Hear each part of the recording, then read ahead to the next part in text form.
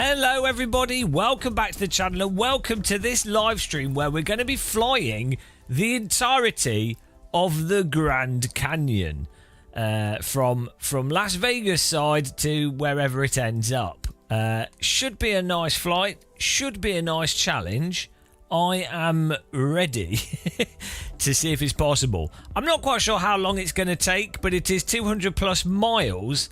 And it will be a spectacular ride through some canyons, and maybe we'll run over some kayakers if we're lucky. But here's the journey. So we have Las Vegas over here. We're going to set off and go all the way up through the canyon, and follow it all the way up here. Up till when canyon stops, and yeah, I'll be happy if we make it. Should be nice. It should be interesting. Grand Canyon's pretty spectacular in Flight Sim 2024, so I'm ready for it. We're going to be using the Moser AB9 joystick rather than the yoke for this flight. So I'm excited to do that. We've been using the yoke that's on here for a while. It's going to be fun to get back to the joystick and see how that feels. Hello, Tom Bland. Yes. Let's see if this all works. Yeah,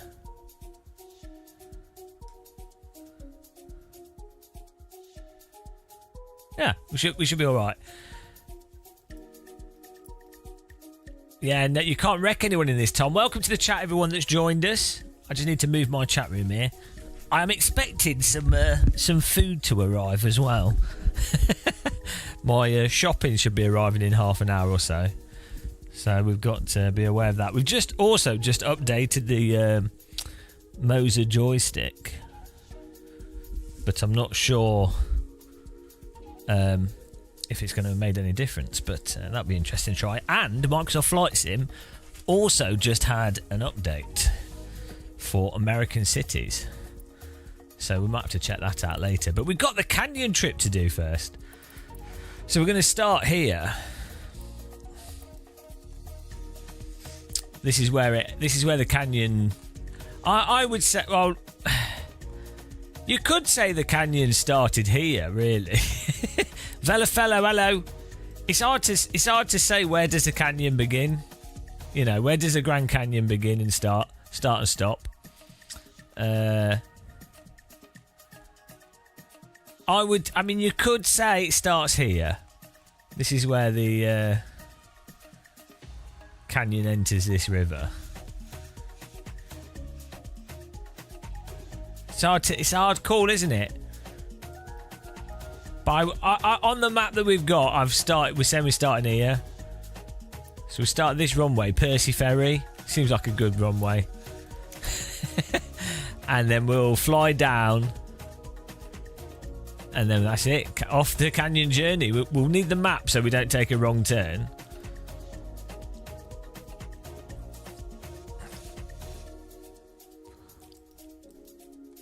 So we're going to fly all the way through them. Then we're just going to... We will go up to...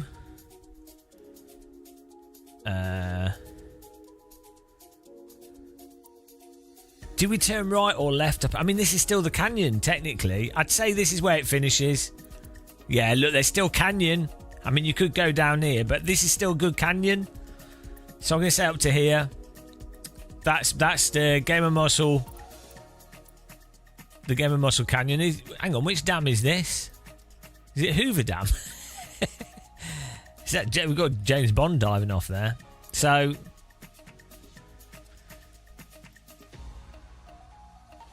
we haven't played any Hell Let Loose today, no. I've been too busy doing videos and stuff with the new co-host. Right. Let's go for it, guys. Tell you what, I'm going to put this runway on. I'm going to put this as a destination, just so we've got it in the thing. 49 nautical miles, but we ain't doing nautical miles in this flight. Beautiful. Get in there. Well, stick's already wobbling. The journey begins! In my little stubby aircraft. We might need to rebind some controls here as well.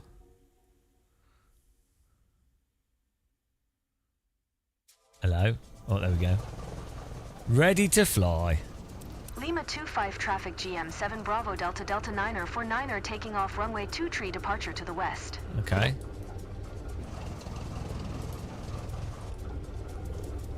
Looks like the night sky there, but it's just the time of day. Look at this. Got everything set up. I've forgotten all the buttons though. There we go.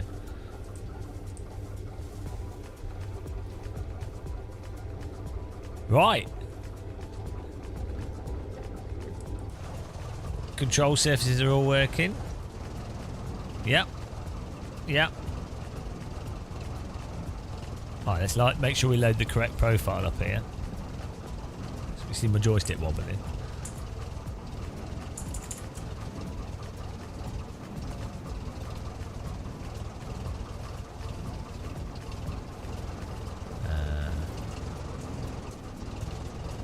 Microsoft Flight Sim.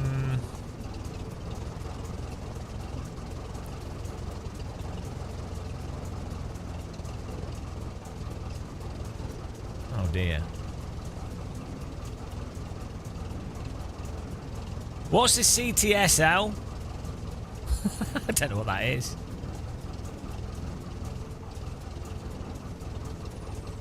Oh, plain small, here we go.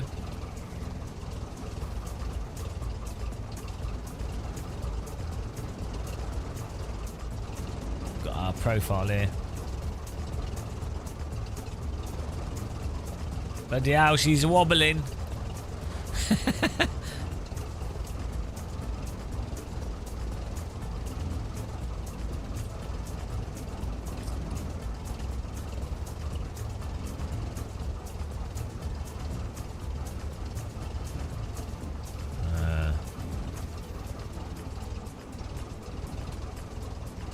Axis.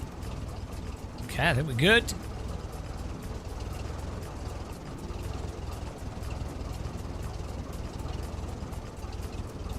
Let's go. Are you ready, guys?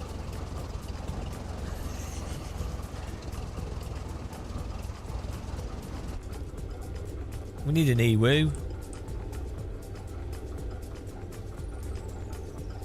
Such a chubby plane. I think I need to... Actually, we need to change the cam look speed.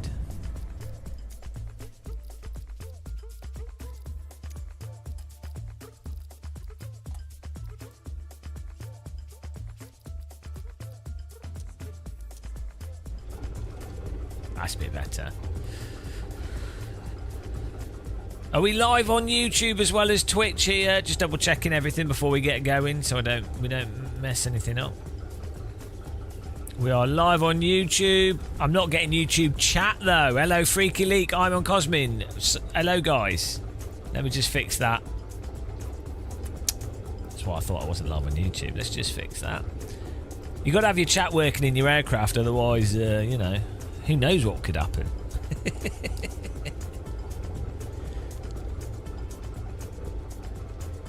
can see you on the screen, chat, but I have a separate chat room in front of my live stream that I use to see the chat whilst in front of my screen. Hello! Hope everyone's good.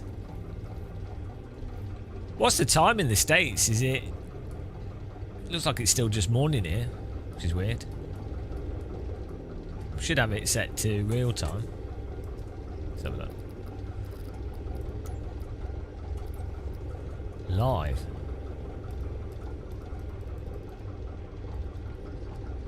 Oh, he's live.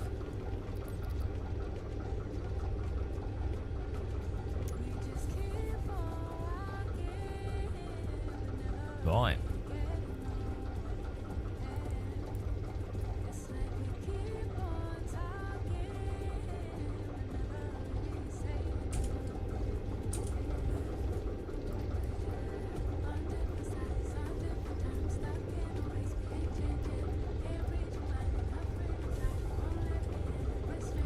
type a message on YouTube and let's see if this works now. Say hello. Say hello.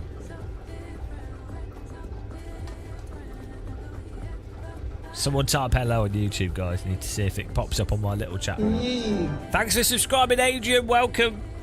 Kyle, there we go. There we go. Hang on, it's working.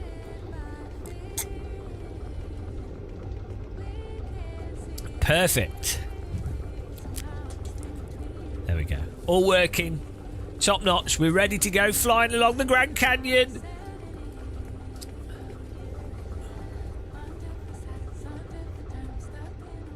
Let's take off. We'll give it some welly.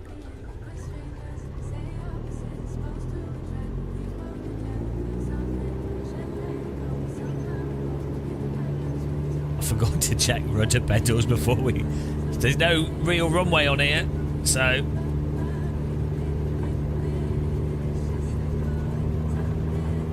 Full power! Wait! Whoa! Hey! We're off.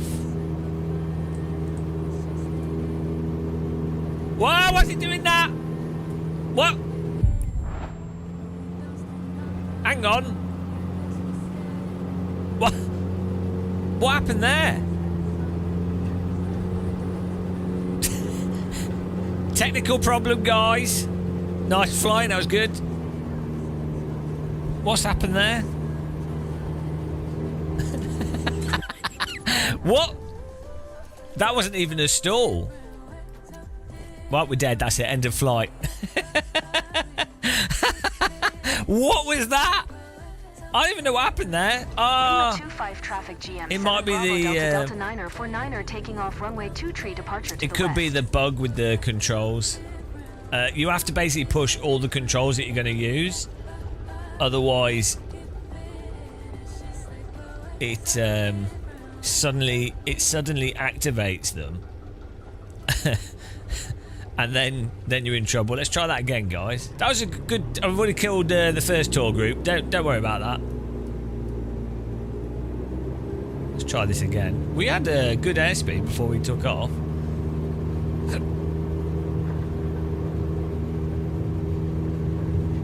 Hang on. When you went to the Grand Canyon, it snowed. Yeah, look. Okay. Look. We're taking off nice and gentle.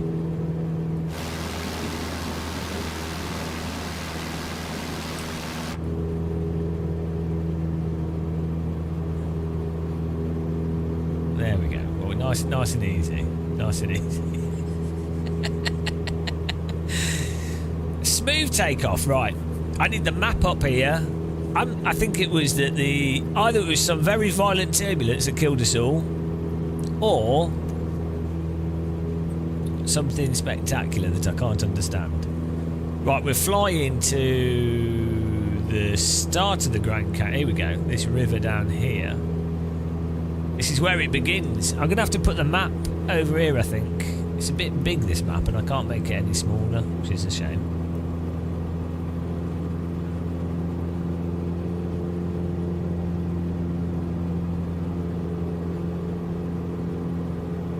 See, that's small.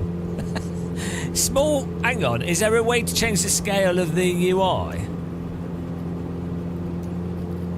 In this? The UI seems very big. Hang on. Why is the UI huge? This is Microsoft Flight Sim. Hello, Shady. Is it?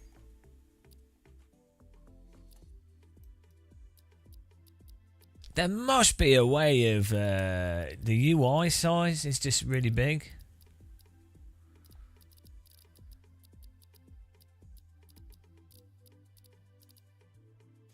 Yeah, we're back in the menus. Do any of you guys know? You'd think you put it in accessibility, user interface and font, right? But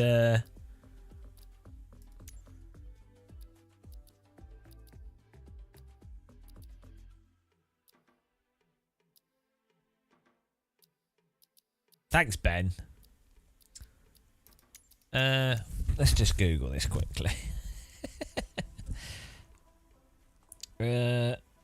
Microsoft Flight Sim 2024 UI scale.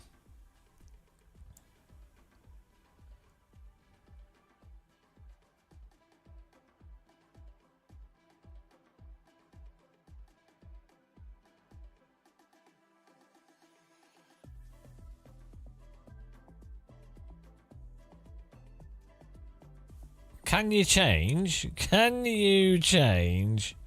the UI scale? I'm pretty sure you can.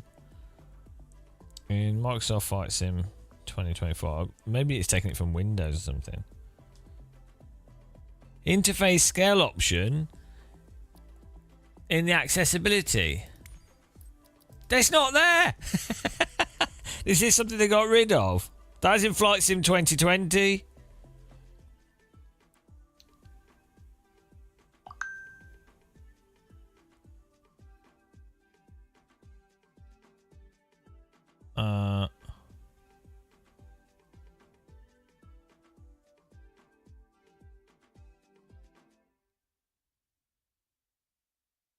Well, I guess that's something they've broken.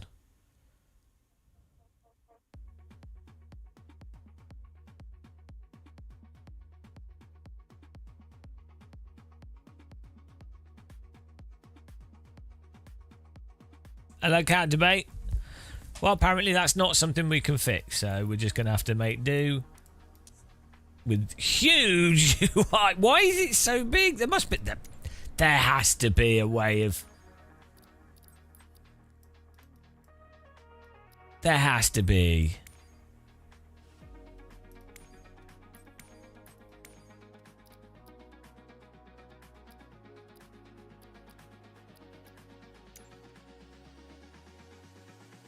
There has to be a scale thing. Oh, well. Well, I like my UIs big, apparently. Let's go.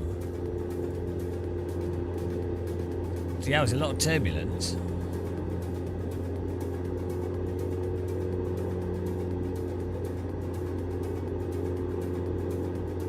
So I think this is where it begins, unless I'm confused. There we go. The start of the Grand Canyon, guys.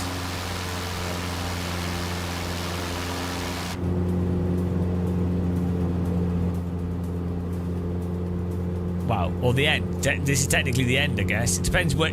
I guess this is south, and normally it's it's moving towards the coast, so... Here we go.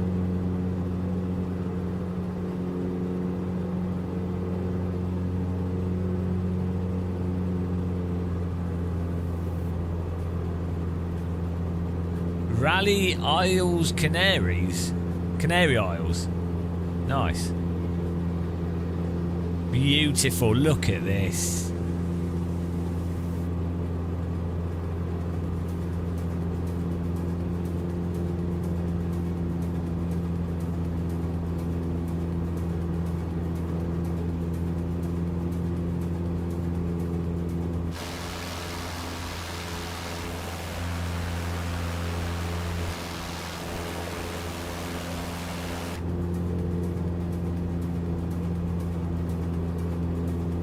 So it should start off small and then get bigger, lol.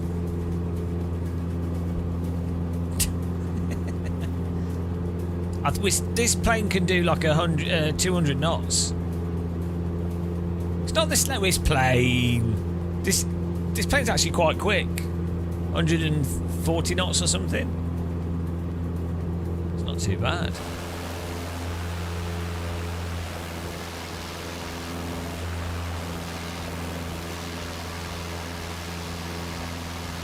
Bit dried out, the river. It's dried out. We've got a little stream. The Grand Canyon's a bit dry, guys. It's the dry canyon. Look, there's a little puddle in the middle. There's a little puddle. Oh no, they've drained the Grand Canyon. It's a mud puddle. You'd have issue kayaking that. It's not even deep enough for a paddle.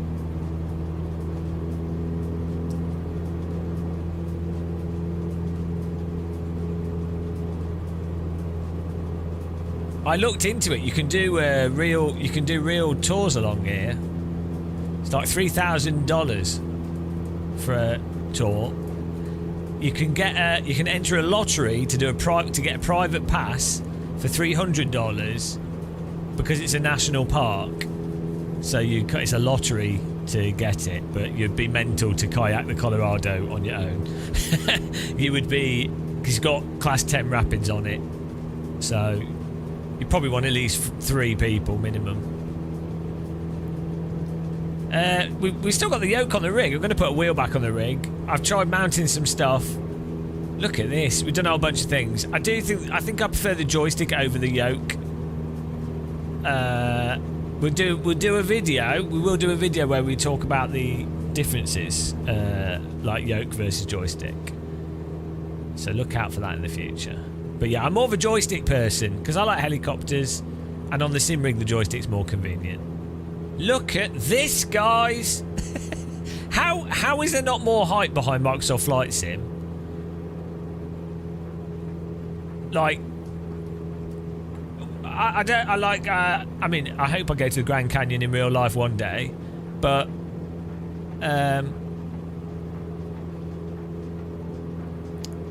Kodak, you've done it. Nice. How many days did it take? Yeah, this is insane. Yeah, I'm shallow. Look at these hills. Look, I mean, can you imagine this in the UK? These kind of hills. Be well confusing. Be like, I want a cup of tea, but I've got to climb over this mountain first. It's pretty flat round here. We are getting into canyon land, though. Okay, look, Phil. That might be the case. I love a big... I like to grip a firm shaft.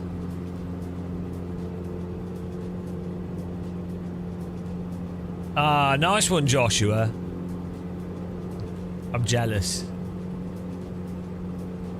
Looks like Brecon Beacon's painted sand. Look, you can see the other end, the canyon. Look, imagine in the past you were like a walker, a person walking. What they're called? What were the original settlers of America called? A pioneer. That's the word. You were a pioneer, and you come across this. You'd be like, what on earth? If you like grew up in Brighton. And then you went to America. Invaders, that's the correct word. Now, the Native Americans, they would have been like, yeah, we know what this is because we've lived here for hundreds of years. But I'm talking about the invasive, the Brits. The murderers is what I'm talking about. Look here, guys. Look. There were still people trying to just live their lives. They might have done terrible things, and it might have been awful. As long as we recognise the awful history, that's good. That's all right.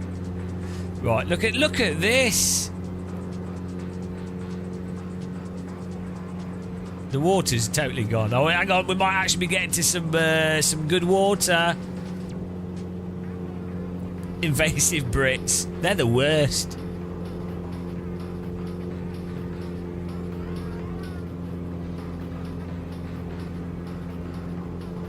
I didn't check how much fuel we had. Should have enough. But we'll probably land at an airport on the way to refuel or change aircraft.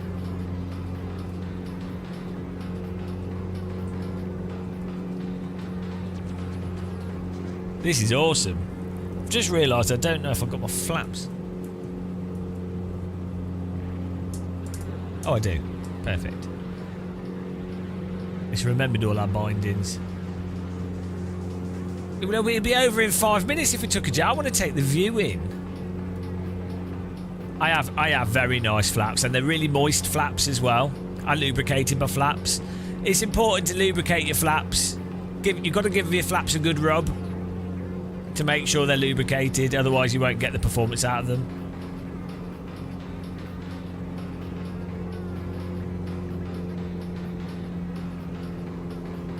Look at this. Look at these hills. Gigabase. Lubricated flap master. They call me the master of the flaps. You need to, like, if your flaps don't work. Look at those flaps wobble. That's not, well, it is a flap, but that's more a control surface than a flap. But everything's a flap if you hit it hard enough. Exactly. We've done Monaco. It's not very good in this game, actually. We need to download it. But this is the Grand Canyon, the Game of Muscle Grand Canyon Epic Tour. Life-changing.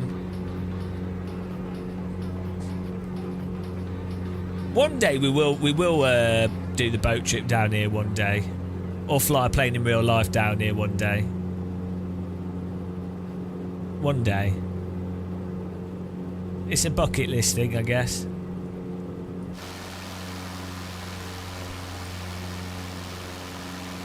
So this is where the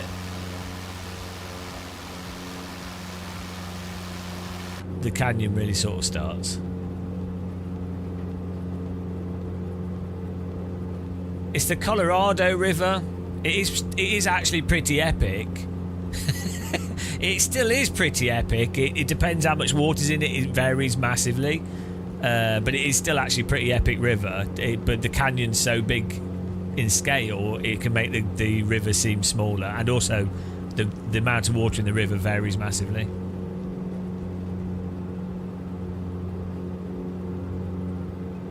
I think overall the Colorado is like 2,000 miles long, but the bit that goes through the Grand Canyon is like 250 miles.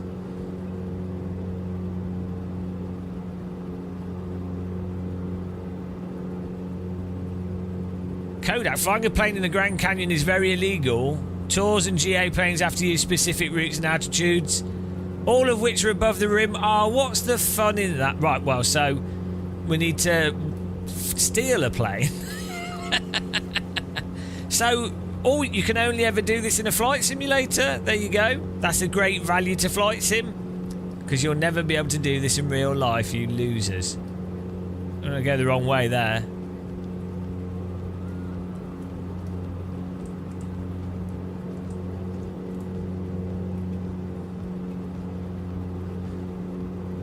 I'm lubricating the Grand Canyon with aviation fuel. You live there. You got a little shed in the valley. Oh yeah. I mean, you can do anything if you pay enough in America. That's how America works. You can, if you pay enough, you can buy the government, and it's surprisingly affordable. That's the amazing thing about the Americas and the American dream. Yeah, you know, beautiful. Ah, there you go. The water's padded out here. It was a bit dry down below at the start. Look at that. That's gonna be this whole live stream is me saying, "Look at that, look at that. Would you look at that? Would you look at that?" I mean, it's not that different from the Yorkshire Moors, really. We got this at home.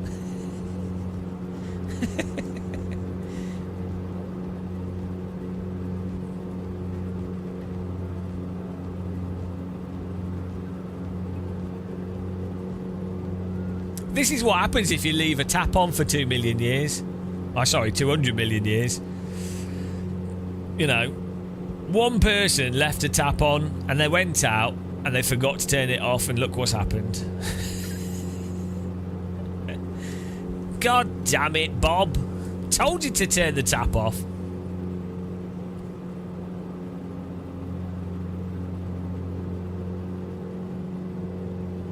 We might need a map in a minute, because I'm guessing which way's the right way to go.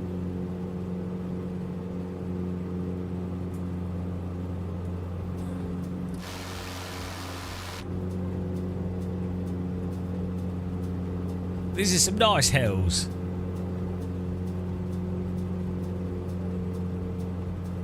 Pretty good real estate here. You could build some skyscrapers into this. I'm surprised they haven't. Paul M. Ramos. How's it going? Welcome. Welcome to the stream. 1.5 billion off one customer leaving the tap on. Right, do we go right or left? Oh, we're going left. We're going left, I think.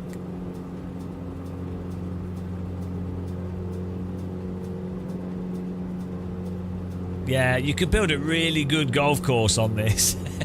Hole 3, you have to hit the ball over the canyon. That would be amazing. Ah, I'm going left. I'm going left because I think that's where the most water is. So, I'm going left. Oh, that looks nice. It looks like a nice paddle zone down there. This is... Stop complaining about the speed of my aircraft. This aircraft still cost a couple $100K, so, you know. Just be grateful that I'm flying you through the Grand Canyon for free. And also that we've fit 100 people in this aircraft, which is pretty good, to be honest. Stop complaining. You should be lucky you weren't on the previous tour where we crashed straight after takeoff.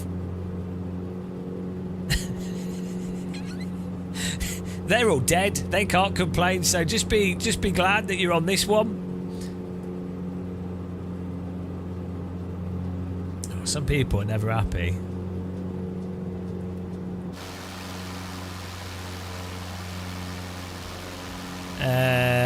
I think 140 knots for this aircraft. It says our airspeed is 250.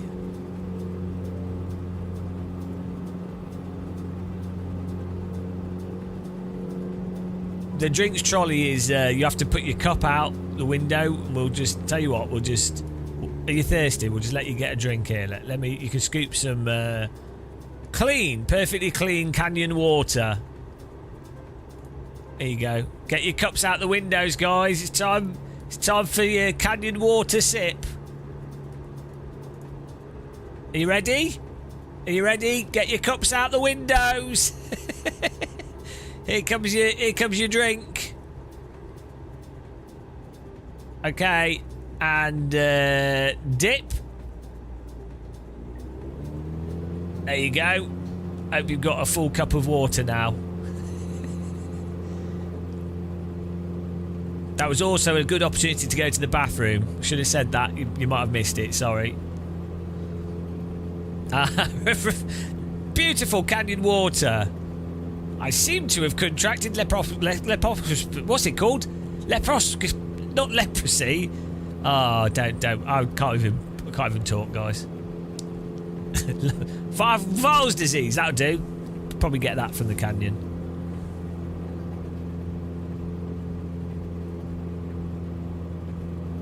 Pee overboard.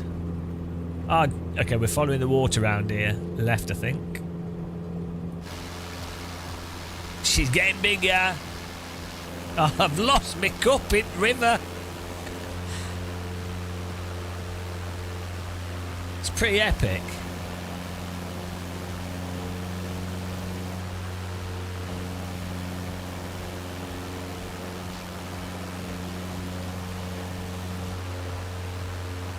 Yeah, well, the dysentery makes you feel like one of the pioneers, so it helps you get in with the historic nature of this environment. So don't complain.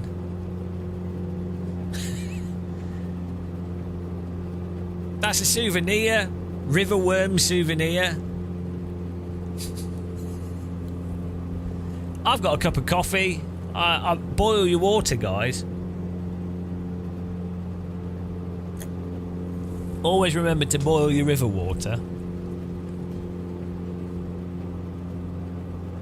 I'm expecting shopping delivery soon, so we're gonna have to pause the flight, but we'll see. We've got some non-alcoholic beer coming, and some can't even remember what I bought. Some cereal. I did an online shop at like 3 in the morning, so God knows what I selected. Probably nothing I need.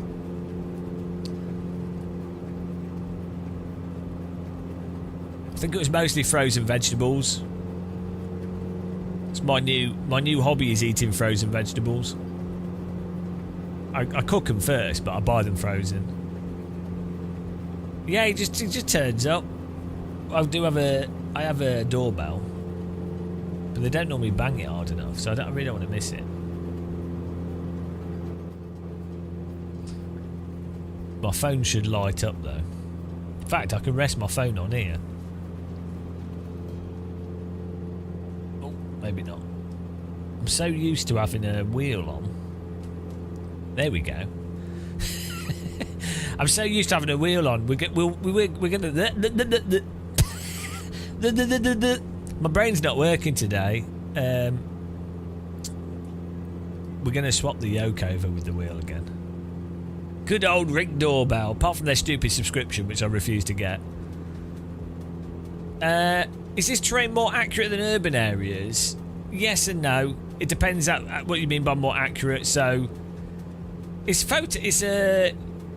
depends. Like it will depend on the resolution of the specific photogrammetry of the area and the height map data. Some of the cities are quite high accuracy because they're using high resolution photogrammetry, but some aspects of this are very good. Yeah, like but some of the tessellation is obviously just it's guessing so it's not actually got the exact data. It's extrapolating the textures and tessellation from the texture, but it does a really good job. Like they really improved this over the previous version. Well, I think we're turning right here. Look at that. It's a long way for orange juice.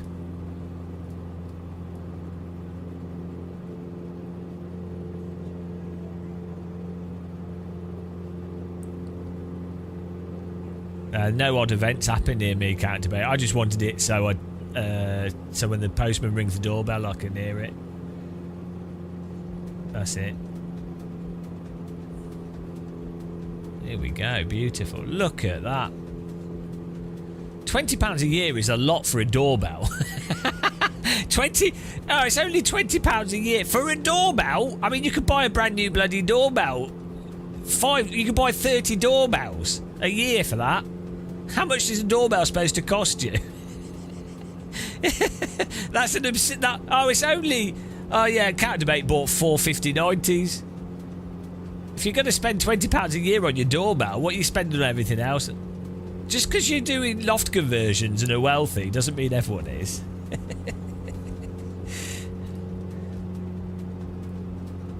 I have loads of security cameras and stuff anyway, so normally they notify stuff, so I don't need the addition of the Ring as well.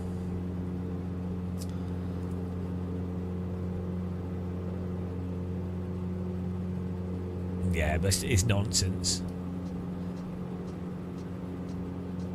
I'm ridiculously paranoid as well.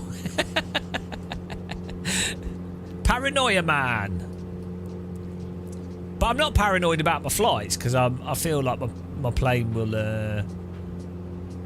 I'm paranoid about things that I'm not in control of at all, and they're unexpected, but where I've not made a decision. If I've made a decision that I'm not in control of the thing, then it's fine. So like getting on a plane, I've already decided it might crash, so it's fine. I don't like things where I don't know what I'm not in control of or what I've decided to not care about. The Moser FFP stick or yoke in general, the stick is better. We're doing a video on that soon. Yeah, it depends what you do. Like if you only have a Ring doorbell, I can see that subscription being quite good because you are actually probably using it as a security camera as much as a doorbell, and so it can actually offer that value. So I'm not knocking it for everyone, but you know, let's not have a Ring doorbell debate. Rise Chandler, hello. How's it going?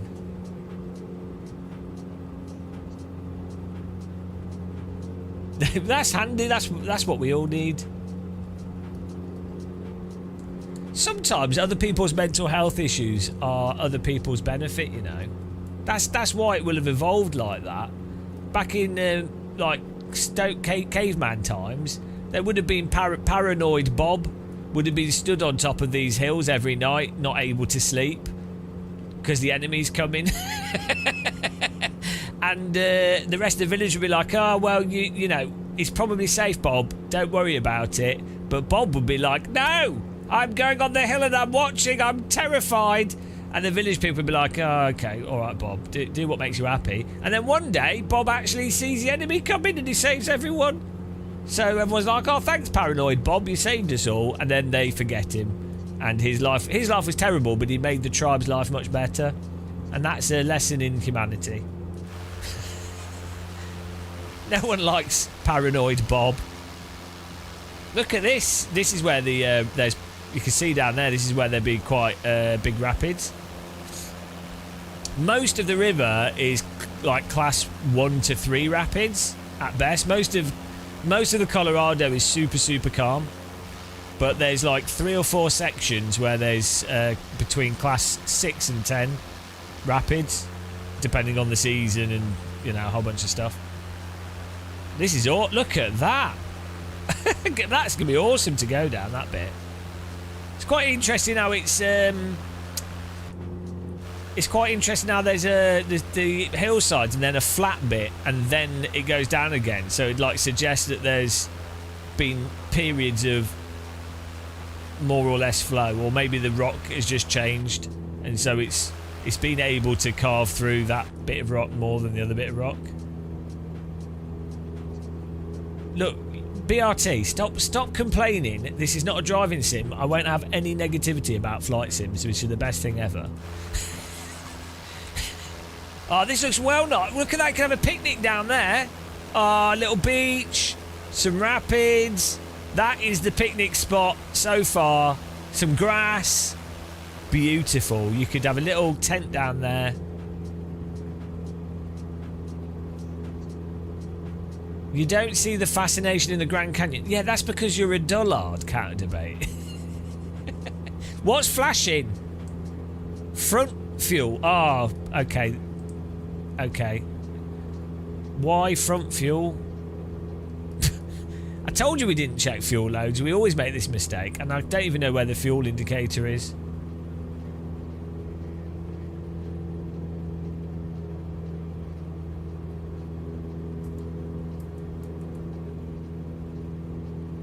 Oh. We're like half down. Is there an airport nearby? I'll tell you what, we'll just click the light if we can. Oh, can't do that. We need to find an airport. Let's just fly out here and we'll just land somewhere to get some fuel. It's fixed and broken. They just did an update today. There's still weird stuff with it. Oh, no. We're just going to pull up. We'll get an aerial view here and see if we can find an airport. If not, we'll just land in the field and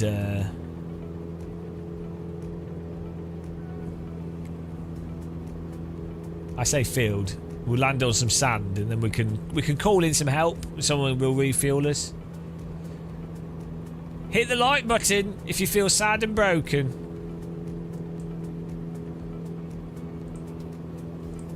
Yeah, when I say field, I just mean ground, all right? I mean, I assume there's hedges. I mean, where do you draw the line between desert and field? NS650i, how you doing? We're doing all right, yeah. I've got a terrible headache. I'm dizzy, but been productive. So that's good. And we're flying flight sim. And we're back on the joystick as well. And we're going to put a wheel back on the rig. So it's all pretty good, actually. I'm happy with the question videos we're doing. I thought it was a pretty nifty idea. YouTube videos, just answering questions. It's a good way of doing like a 6-minute YouTube video covering stuff that we get asked 1 billion times.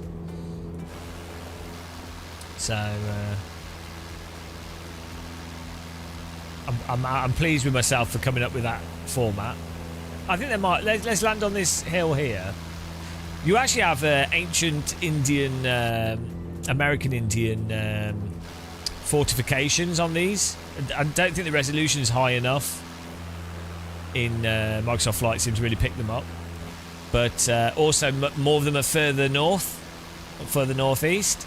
But where you have these canyons, you have like you have effectively like natural fortifications occurring. Oh, there we go. Back in a second.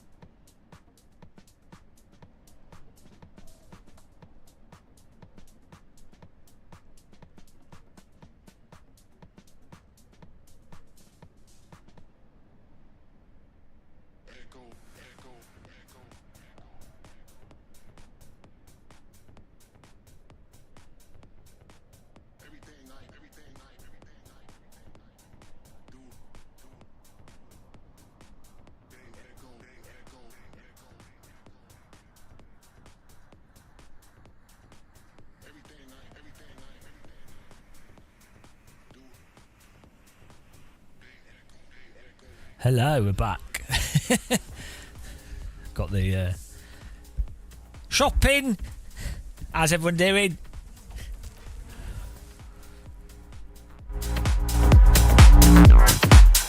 Got the beats.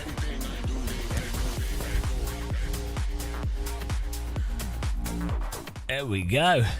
Scoop Sim Racing. And that was the last we saw of James.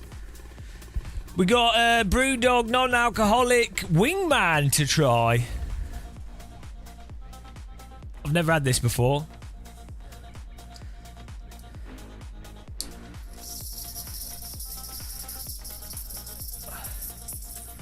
Let's see what this is like. Brewdog test.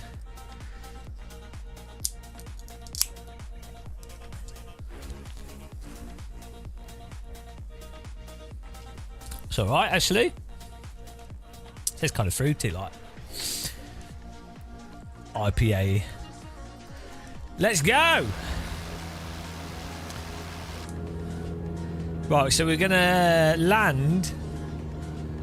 Grocery Troon slamming.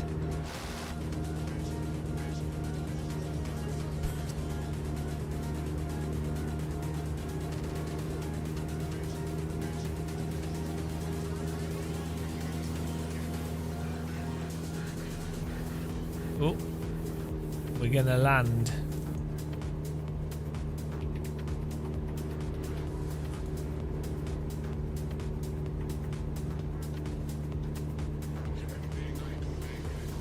And put some more fuel in, or we could swap aircraft.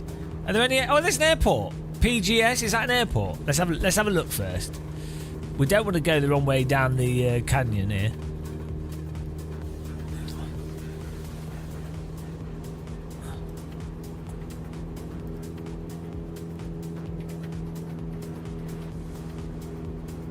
No, we've not got an airport here. It's quite far away.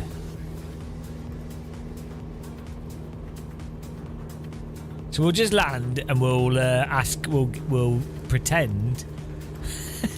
We'll pretend that someone's dropped fuel off at our plane. Because otherwise, this flashing light's not going to stop, and I can't deal with the flashing light. So let's just land here. On the top of this hill. I'm sure this will go well. Brace, brace, brace. Brace, brace, brace.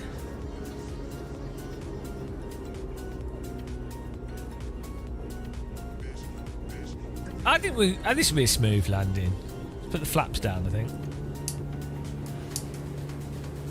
Flaps down. Oh yeah, we should probably put the goggles on. That's a good point.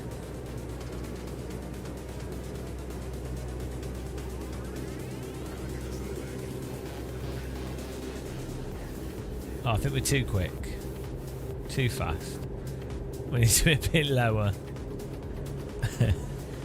This is an extreme tour of the Grand Canyon.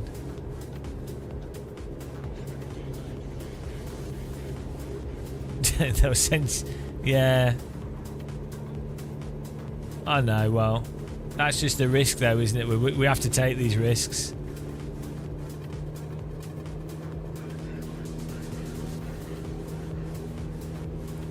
We're very close to stalling at this speed.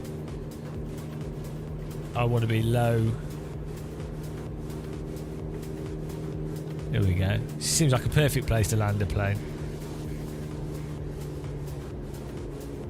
Oh dear, the ground's a bit... It's a little bit bumpy. And there's trees. Oh, here we go.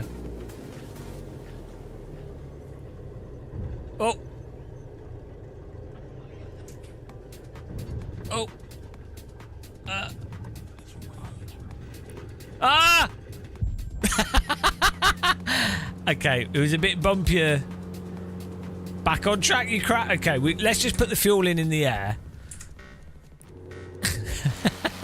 We flipped it. We flipped it. Well, that's probably not the smoothest way of landing, I'll be honest.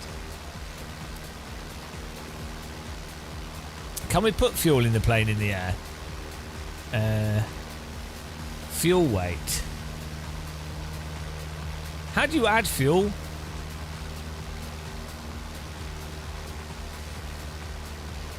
We'll just fly, and if we run out of fuel, we run out of fuel. I don't care. We're good. Who cares? I think the light's just lying to us because we've got plenty of fuel.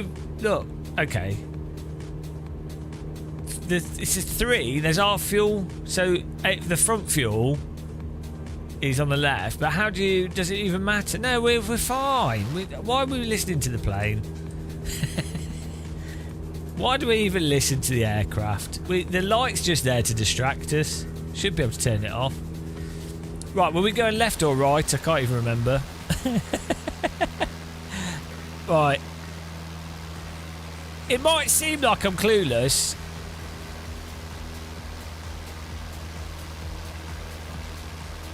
We need to go. Oh, hang on. I think we might have gone the wrong way. I know, we go. We go here. Long here. And then we're turning right. We went the wrong way, guys. We went down the wrong... Oh no, it's not... Hang on, this is well confusing. This reconnects back on, so we need to go left. There we go. No, we didn't go the wrong way. We just need to turn around. Turn around! Every now and then I get lost in my aeroplane. Total eclipse of the flight path. Here we go. We're back on track. We're back on track, ladies and gentlemen. Everything is going to plan. We actually should have the... Why don't we have a tablet in this aircraft? Oh well. I don't know how to switch tanks, so we might need to switch tanks, but I don't know how you do it. There's probably a switch tank button. I think it's this. It's normally this thing here. Fuel selector. So we could... Ah! Yeah. It's alright. The front tank's not even being used, so I don't get that. There you go. That's weird. That's pretty amazing that flight sims have taught me how to select fuel. That's very pointless knowledge to have as someone that will probably never fly this plane in real life. But I could be on a tour and they could be like, oh, I've forgotten where the fuel selector is due to spontaneous brain failure, and I'll be like, oh, it's that one. Yeah, it's the front tank that's low, but the rear one's all right. I don't know why the front tank is so low by default. It's probably like to do with the balance of the aircraft. Let's go, guys. Beautiful flight so far. We've only crashed twice. That's pretty good for Game of Muscle Airways. This is why, and it's also a good way of lightening the load of the aircraft. If you murder your passengers, they can't complain. Novotny, there are unassigned keyboard commands. Fuel selector 1 and fuel selector right. This is easily changed between... Yeah, or you could just click the button. You could just push the thing in the cockpit as well. That would be probably... Is that too easy? We're making great progress along the Grand Canyon here, though. I can't believe we didn't think to do this sooner. It's like an obvious thing to do, isn't it? Fly along the Grand Canyon.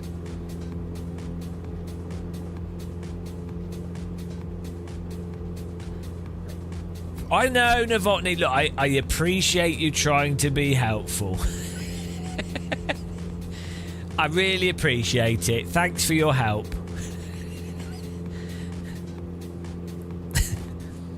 It was great information. We will make great use of it in the future. Mark F came for the chat, staying for the immediate no fuel crash. I'm just trying to create a dramatic recreation of what's going to happen to America. The great fuel crisis. Why are you not using the yoke in a yoke? No, this is are you blind? This is not a yoke. Why is it rusty there? Oh, it's been rubbing on the pilot's groin. Moist. Pay attention. This is not a yoke plane. Full. I honestly, some of my chat, I think I've been harassed for so long. Scuba, if you were a proper flight simmer, you would buy a peripheral device to select your fuel tank. Yeah, I do actually have that on this, but I'm not using it. Yeah, this would be a good. I think. I mean, I'm doing this in a slow plane because I actually want to look at the view, and I was reading about kayaking the Colorado River yesterday, and so I was just interested in seeing what it actually looks like. Look at that. You know, I wanted a feel for the scale of it. Actually, flight sim's really good for that. Like if you're planning on doing a walk in real life, or you're looking at stuff, the scale of things on Google Maps is kind of lost. But when you've got a vehicle that travels at a specific speed, or if, you know, if you've been in a light aircraft or helicopter or whatever, you know how fast it is, so then it gives you an intuitive sense as to the scale of things, and also like the three-dimensionality and stuff. It's kind of lost on a map. Where, I mean, look at that. Isn't that just mental? We've been flying along this for 20 minutes. And it keeps going. We're not even halfway. We're not even in the grandest part of the Grand Canyon. We're in the moderately spectacular canyon at the moment, which is just adjacent to the Grand Canyon. And then before you get to the Grand Canyon at all, or after it, it's the not so grand precursor to the canyon. Reet Grand. Do you think it was a Yorkshireman that discovered the Grand Canyon? Oh, it be Reet Grand, this canyon, Reet Grand. Have a cup of tea at canyon. I'm going to fly through gap. Yorkshire pilot here. Look at this, there's a little crevice here. So in real life, there's actually like built like housing. There's like dwellings carved into some of these hillsides. Maybe not here, but like further northeast, as I said, it's incredible. They go back thousands of years. Oh, that's awesome! Look at this.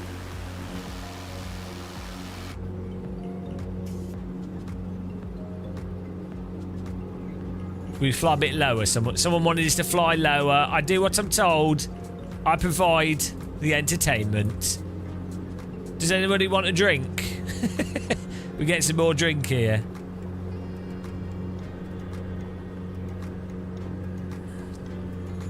Not really cave. Well, there were men living in caves, but they're not like that old. How we good? We're all right, yeah. It's a bit dizzy, a bit of a headache, but we're all right. We've been productive. That's all that matters. We're having fun. Get your cups out. Get your cups out. Psh, fill your cups up. Ah, no, Sports Direct, mate. It was too big.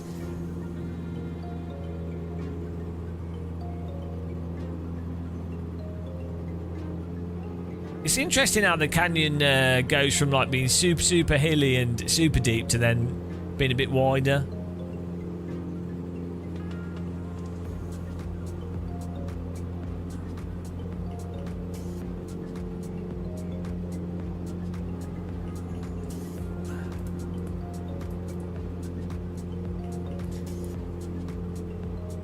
Stanley flasks at the ready. We don't really have. We do have them in the UK now, but we didn't have them for ages, and Americans were going on about them for so long. I was like, well, I don't know what's going on. Hello, Tenacious D. Sorry we didn't get to play today. I was doing videos, and we only just got into Flight Sim like an hour ago. What a Hell Let Loose fail, guys! Check out Tenacious D. They do a lot of Hell Let Loose. So check out their channel if you haven't. Can we give them a shout out, guys? They gave us a raid yesterday when we were playing on Twitch only. We weren't streaming on YouTube. We were playing Hell Let Loose. gave us a bit of a raid. Let's check them out if you like FPSs. One day they'll get into sims and they'll ruin their lives. But this is flight simming. This is even worse than driving sims. This is even worse. We're playing with force feedback joystick and everything. Look at my shaft. My shaft moves by itself. It's a miracle. Look at that. Yeah, this is what it's all about. Gripping onto a firm shaft. I spend a lot of my free time tugging on this shaft because you have to. Do you know what I mean? You just want to fiddle with your shaft, and that's what flight simming's all about. But it's really, really good fun, yeah. Especially when you've got a shaft that moves itself, and it's very sensitive. I don't know, you probably can't see with the game as well, but like we're barely moving it. It's great fun though. Have I done this since it's? Have I done it? I've not tried it in VR yet. No. But I do love force feedback joysticks. VR hot laps. What flight sim is this? This is Pac-Man 3D, Grand Canyon edition. It does provide some vibrations when you tug it. Yeah, it's good. I've locked out the rotation though, so the stick can rotate like this, but I've locked it out. Well, it's got this extension on it, but I've locked it out because I'm using rudder pedals.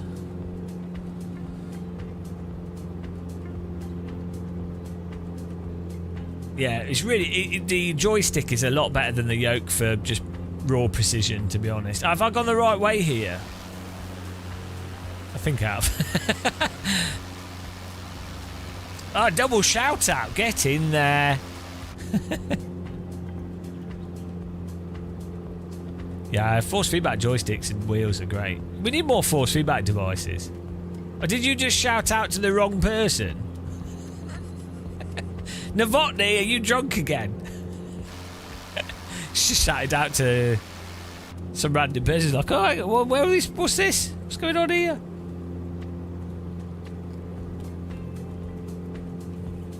Cheers, guys. Oh, you're so... sorry to hear that. Moser makes some super tasty toys. I think they are going to be responsible for a few nights alone on the sofa. And you're not. Nights alone in the sim rig. Best nights you can have, really. We're going here. We're following the river. Look at this. So we're getting actually towards... For those of you that have just joined us, we're flying the entirety of the Grand Canyon. I guess the title probably gave that away. But we're probably about halfway, I'd say, maybe. It's going quicker than I thought it would. It's 220 miles, weaving in and around. The Colorado River. It's 2,000 miles for the whole Colorado River, but this is just a section of it that goes through the Grand Canyon. Oh, we've run out of fuel.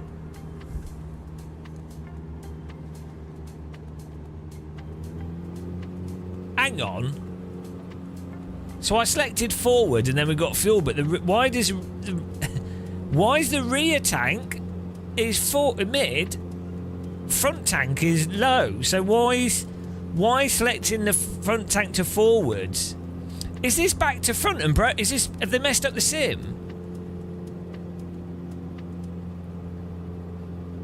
They've messed it up. We've been using the front fuel tank and not the rear, but then this is set to forward. Okay, well, we've used up one of the fuel tanks. We're good. It's back to front in the sim. They've messed it up. That's why I was confused, because we should have been using the rear fuel tank, not the front fuel tank. Or maybe the plane's... maybe that's how the plane is in real life. I don't know. I've never flown one of these.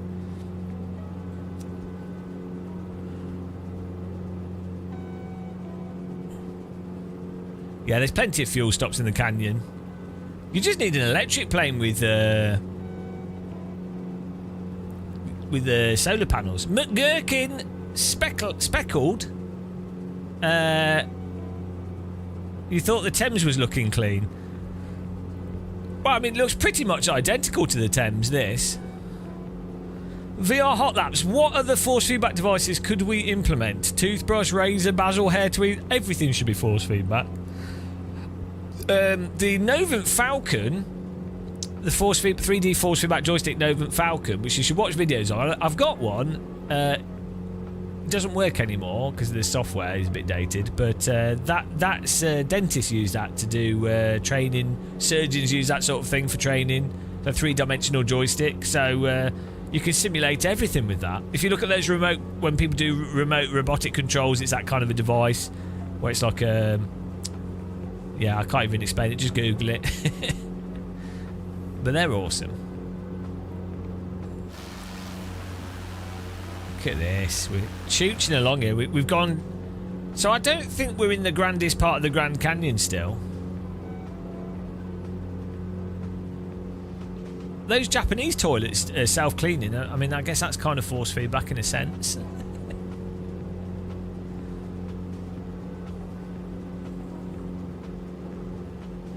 Yeah, I'm not sure when we get to the grandest part of the Grand Canyon. I need a map.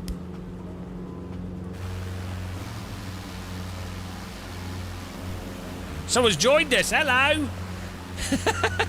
We've got a. Who is it? I haven't got usernames on. Look at this! Formation flight through the Grand Canyon. hello, wing wave. Who is it that's joined us? Get in there, guys.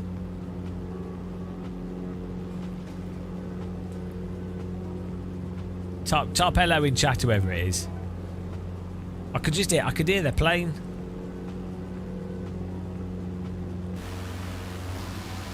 Mind the gap. They have a custom aircraft though, The pace car is so I out of can't. control. It's showing me some random thing. RDJ71, how's it going, man? Welcome. Thanks for the follow on the Twitch zone. Appreciate it.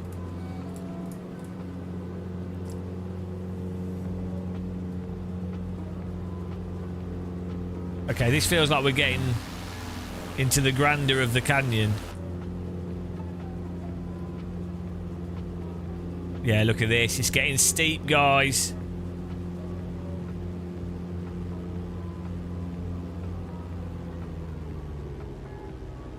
Wow.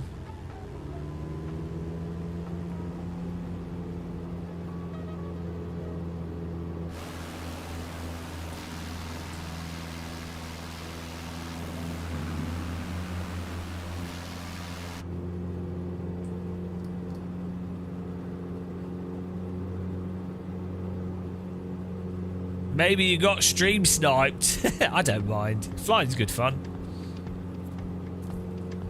Yeah, there could be a DRS range.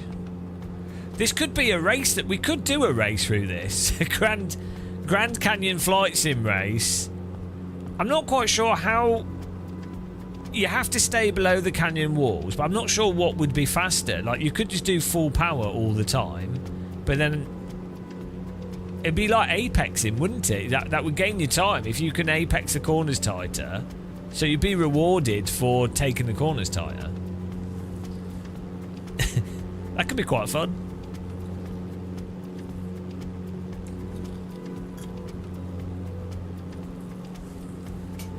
We could set some rules up, and we need someone watching it at the destination airport. We need a marshal.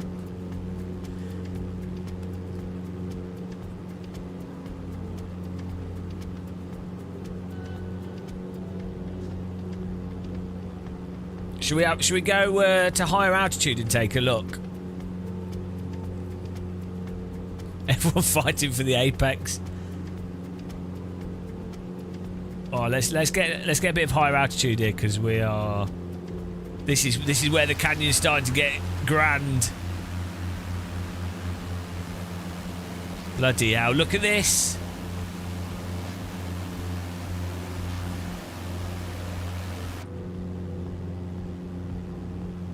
Yeah, look at it. This is crazy. It's interesting how it goes through like flatter areas. You know, like there's areas where it's not as steep, and then all of a sudden, out of nowhere, you have like crazy walls. Hello.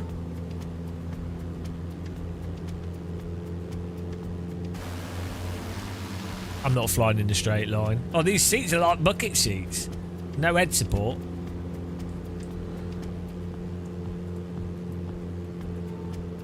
Let's not fly into the wall. Okay, I'm going to gain some more altitude because we probably get a better view.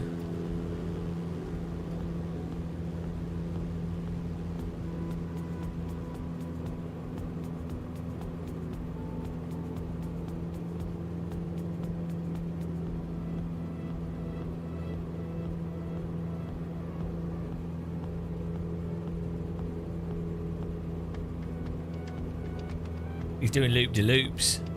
Wow. He stunted it. Look how small his plane is, though, compared to the canyon.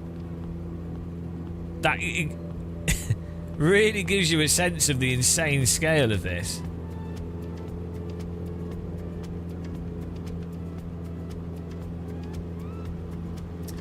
I see. That was so. We've now gone. That was all like. So that's the basic geometry that's from the aerial photography, and now we're going into this is Eldar. So look at the quality difference. This is mental. Yeah, here you go. So you can see this is like actual high fidelity Eldar data. I mean, it looked pretty good before. Look at this. It looks insane.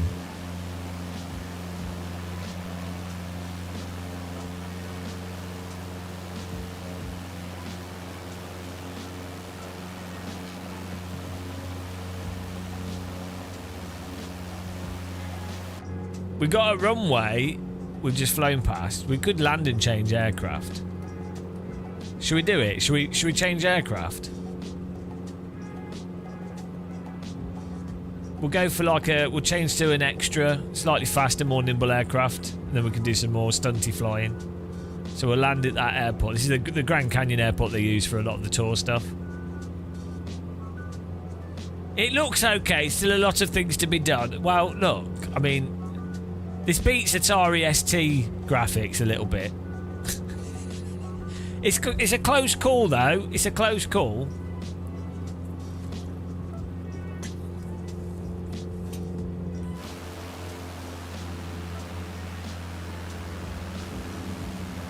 Bloody hell, look how steep that is.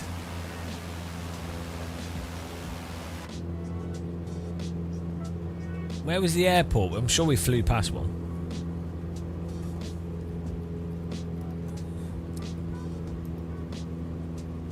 Oh. It's a lot further away than I thought. Oh, we might as well just keep going in this aircraft. I thought it was close. Is this an airfield? Ah. Well, we'll keep going in this aircraft, guys. I hallucinated an airfield. I think the map zoomed out and then I thought we were closer than we actually are. We got plenty of fuel. Let's keep going.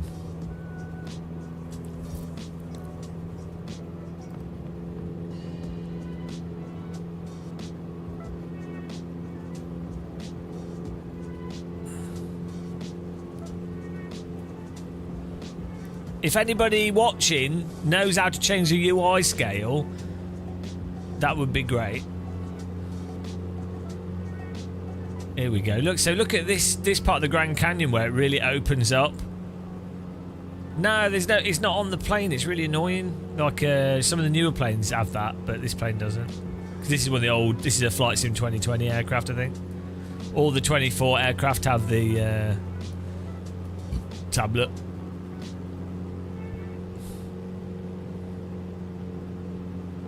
Well, I want a smaller UI. That's the thing. The UI is too big, so I can move my face further away. This is like,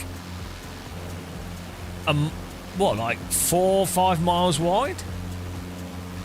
That's like 2 or 3 miles away, and that's like 2 or 3 miles away. So yeah, about I'd say 5 miles wide. I mean, this is opening up to being like a good 6 or 7 miles wide, which is crazy. And we need to follow the river, which is over here.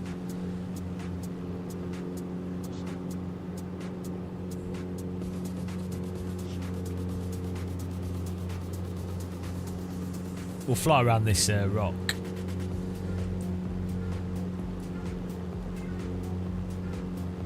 People get lost in this.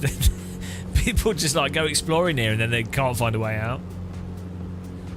I know, burning heat and just rocks. I mean, what are you gonna? Yeah, and it's not like you can climb down to get the water, because you might climb down a valley and there's no water there, and then you could walk. You could walk along it for miles. Also, imagine what this is like at night. It's so vast. It's like a moon crater. It's just crazy. You could also lose your bearings quite easily, because a lot of the stuff in the distance would look quite samey, unless you were like really familiar with it and what to look out for. So, or, like, let's say you walk down one of these valleys. Look at this. So this valley doesn't go anywhere. It's just coming off the hills there.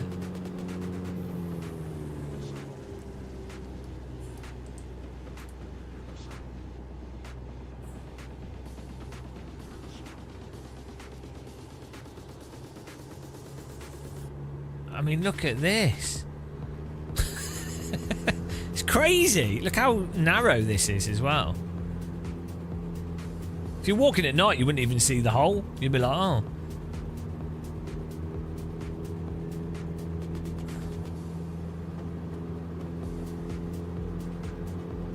Imagine what Mars and stuff is like. I mean, I get it probably doesn't. It's probably flattened out because it doesn't have the same kind of erosion. But imagine a planet that has water on it that's eroded stuff, and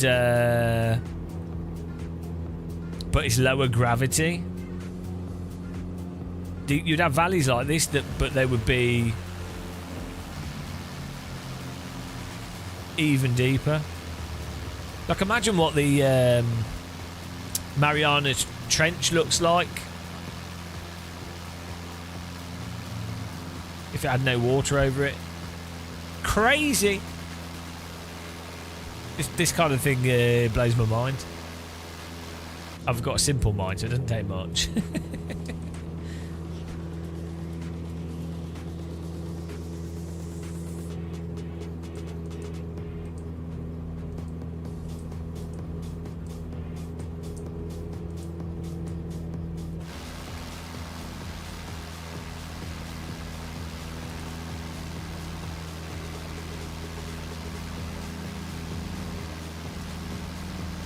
We'll continue along the Grand Canyon here.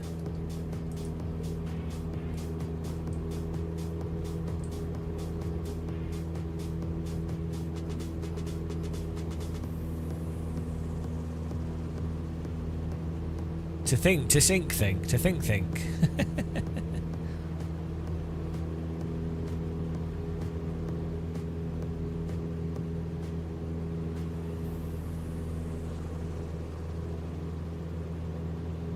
We're about, I think we've got about 20 minutes of fuel left. Beautiful. Am I going the right way? Northeast, yep. There we go. So I guess this is closer to the area that people recognise as the Grand Canyon, but I think we don't really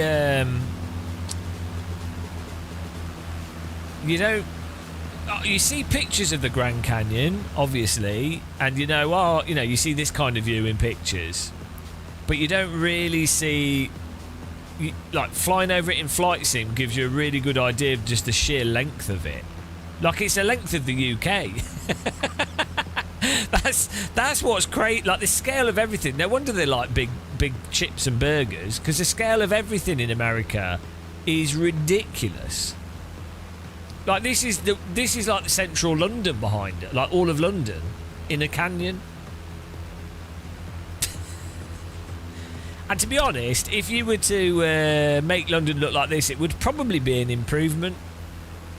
But we can't all have what we want. Yeah, fill it with concrete, exactly. Then just have a road down the middle. That would be a lot of concrete. You could ask ChatGPT how much concrete would it take to fill the Grand Canyon.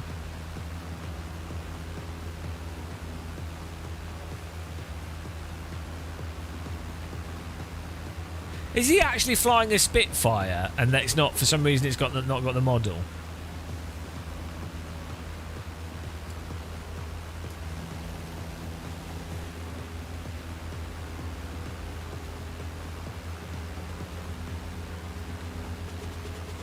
They've improved the netcode in this actually.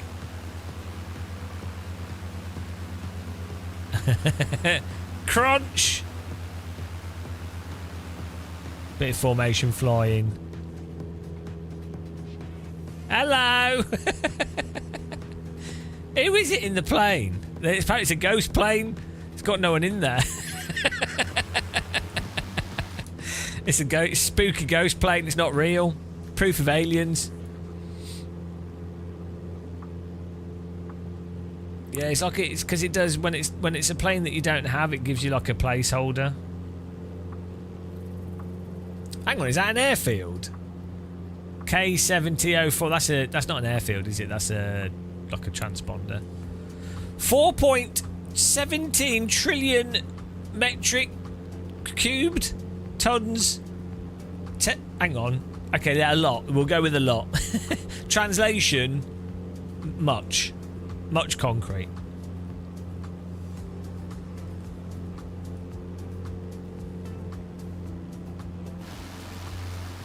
Metric cubed. I don't know what M3 means. It's not. I don't know numbers. How do they work?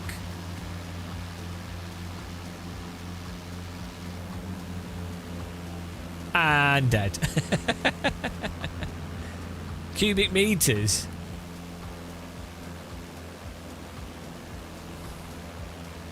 Yeah, if you took a wrong turn along here.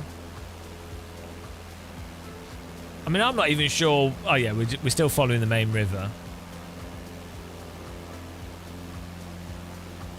It's big. It is bloody big, the Grand Canyon. I don't think the word grand is really big enough to describe it though.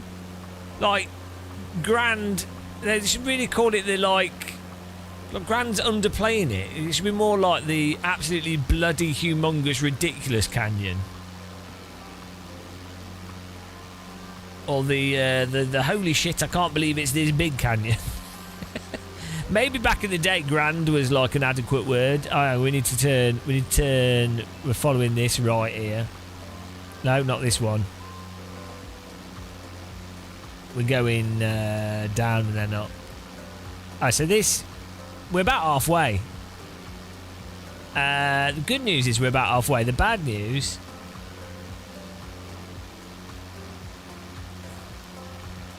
I don't have enough fuel. No.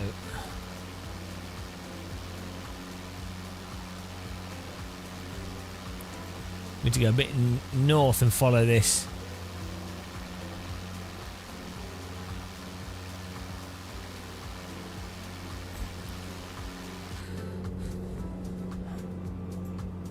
There we go, we're following the river.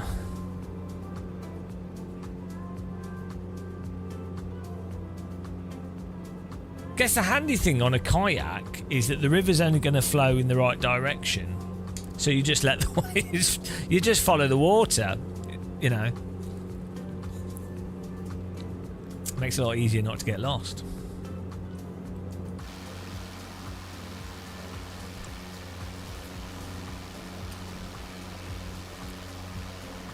Remember to click the like button, guys, even if you hate flight simulators.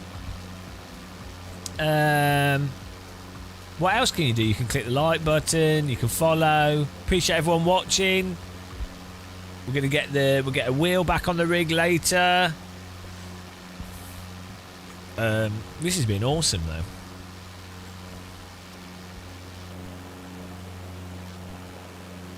DLS frame generation is struggling with the plane name, unless I've used very clever iridescent paint. Affiliate links below. No one buys flight sim stuff. Nobody likes flight sims in sim racing apart from Dan Suzuki likes flight sims. File Savage 1, thanks for following. Dan Suzuki likes flight sims, and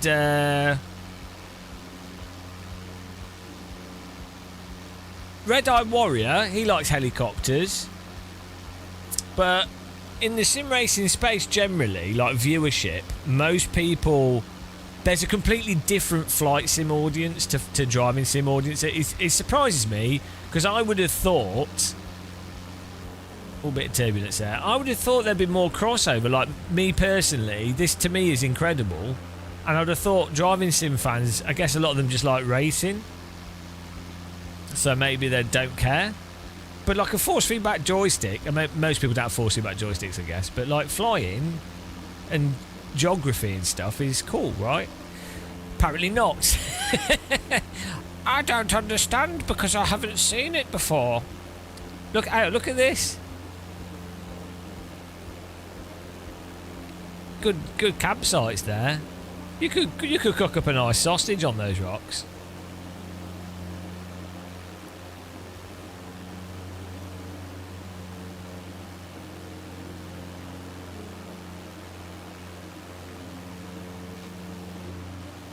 Yeah, I do. I always find it a bit weird what's popular and what isn't popular, because I think a lot of people, I don't know, like they don't explore things as much as I think they would. They kind of just do what's presented to them, which I guess that kind of makes sense. I mean, not everyone has time to look around at everything. But that feels really high up when you do this view. That'd be terrifying in VR.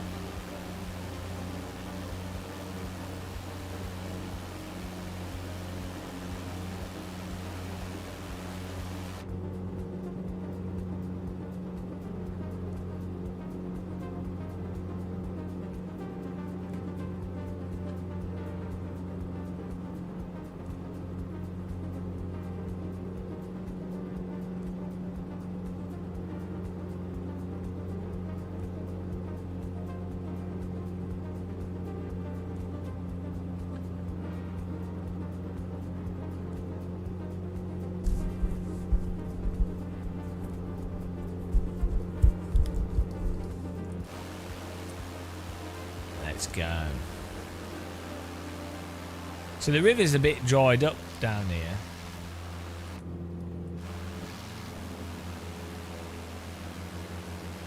I wonder if there's times of year where it is totally and utterly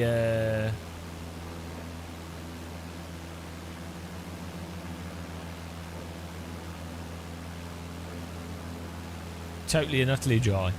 Optimistic, even if we manage to land safely, no one will ever find us. Thank you for dooming us all. We're doomed. We're doomed. Yeah, but we're doomed with a lubricated shaft, and that's, you know, sometimes that's all you need. You've got your flaps lubricated, your plane's chooching along. What more could you want? Probably some more fuel. But apart from that, I feel like we've done a wrong turn. No, we're doing all right. We're doing all right. We could really do with an airfield, though, to refuel, because we are out on one tank. And we're approaching empty on the rear tank. Why is it called AV front and then AR rear? What's that about? Why AV and AR? What does that mean? Why not just like front and rear fuel? What? I don't get the.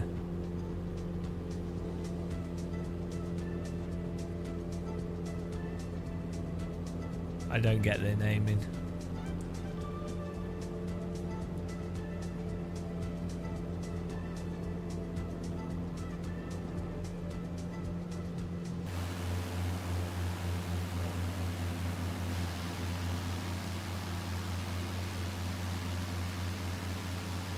Air vehicle. Yeah, but if it stands for air vehicle, what does AR stand for? Why is the front tank called air vehicle and why is the other one called AR? So I don't know what you're missing the logic here. The point I'm making is, if it said AV front and AV rear or AR front AR rear, I'd be like, oh, that makes sense. But it doesn't. This is the mystery.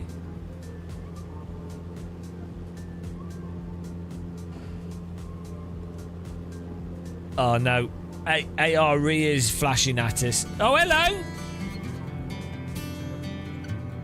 Thank you. DD girl with a DD wheel. What a babe, what a beauty, what a sexy lady. It's a DD girl with a DD wheel. Rotating in NF650I's bed. It's a DD girl, dreaming girl. Beautiful servo motor babe. It's a DD girl. What a servo motor on her legs. Everybody needs a DD girl. Put a DD girl in your aeroplane. Everybody wants DD girl, but if she gets in your back, turn off your electricity or she will cook. DD girl with the DD wheel.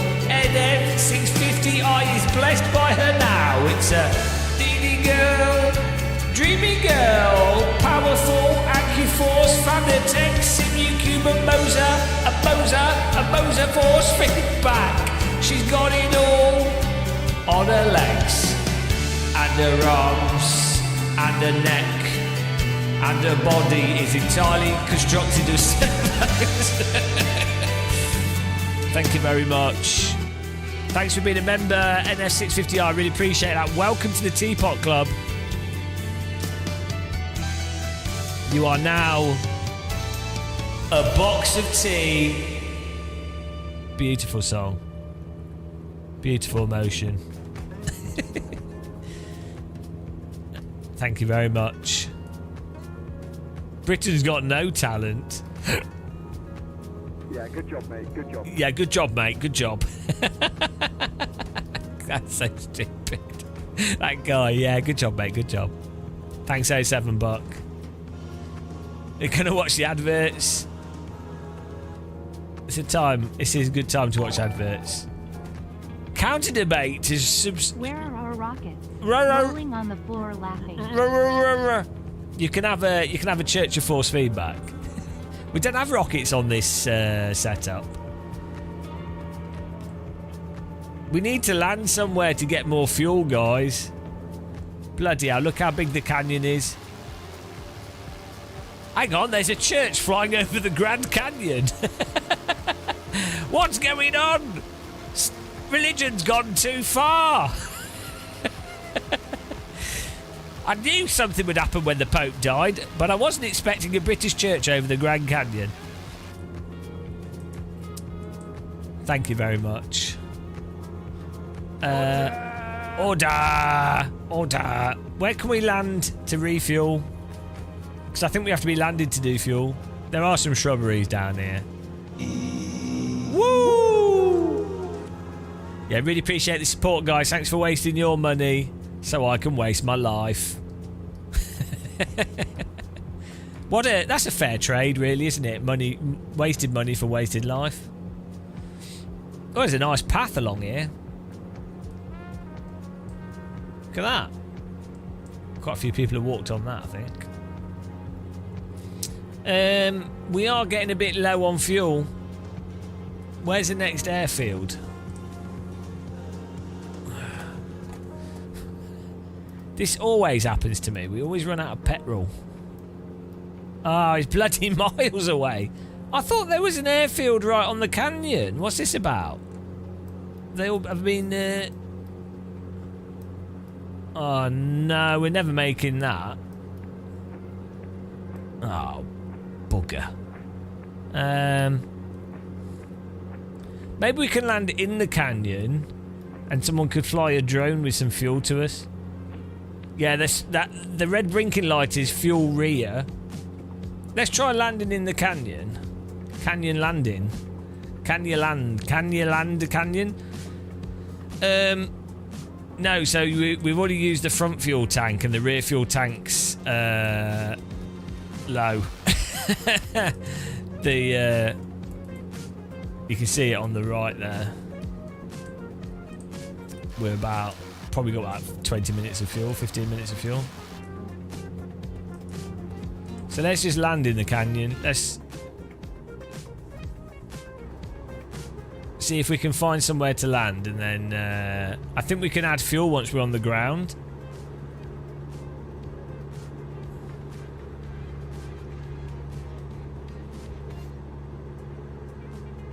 Yeah. Yeah, you don't want a moderate crash. You want a good extreme crash. Extreme G. Laurie Lambert, hello. Abnegado. Is that Laurie Lambert, the Portuguese streamer, or Brazilian? Is that right? I'm really bad with names. They're like, footness. Oh, it is Brazil! Brazil! Welcome along to the stream, Brazil. Welcome to the Grand Canyon. I hope you're doing well. When are you getting in flight, Sim? Can you understand me? Probably not. And it's not because it's not because she's Brazilian. It's because I talk like an idiot. Can you understand English? Or do I need to talk more clearly and slowly? Does that help? I don't know how fluent you are, so I try my best. But that'll just sound like I'm talking to someone that's dumb, and I'm pretty sure that you're not dumb. I find it hard to understand other languages when people talk quickly. So we're going to land in the river here and refuel. I know we're going to get a tariff as soon as we touch the ground. The tariff police come out of the hillside. They're waiting. It's like the sand people in Star Wars. Tariffed. We just need to find a bit of sand to land on. Landing sand in. Guys, check out Laurie Lambert's channel. If you speak Portuguese or Brazilian, but if you do iRacing and sim racing, she's another streamer, another chilled out streamer. Yeah, I do. To be fair, I do struggle with English. Yeah. Oh, we could land on this little bit on the right. It feels a bit lame. I think we can find a better place to land. Thanks, Novotny. There you go. Oh, this is so nice flying through here. So you could forget that the rest of the canyon exists if you're this low. Right, maybe we can land on that. No, it's a bit angled. It's a bit more angled than I thought. Oh no. Well, we're going the right way. If we see something to land on, we'll land on it.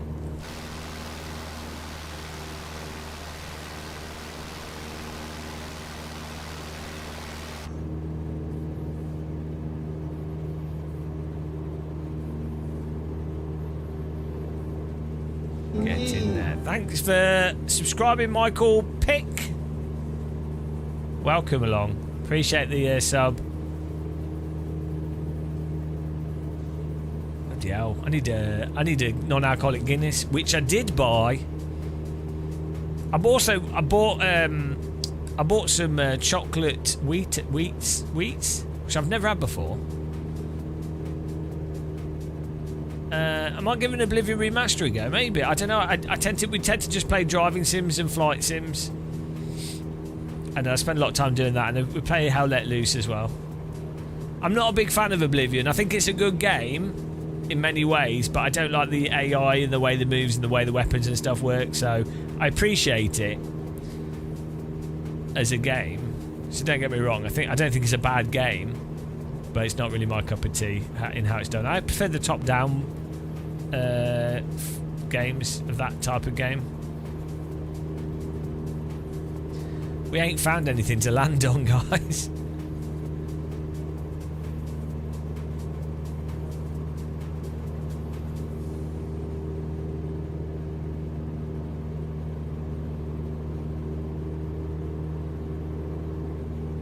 Unfortunately, this doesn't float, this plane, so we can't land on the water. Yeah, Oblivion's not got enough grass. Look at these hedges. Oh dear, our fuel tank is actually out. You know it's bad because the fuel light stops flashing. It just goes full red. It was flashing as a warning, and now it's like, no. We are out of fuel. We're landing here. I know.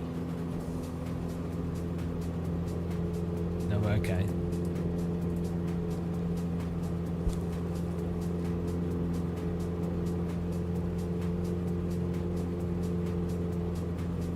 Okay, this is the even worse part to try and land.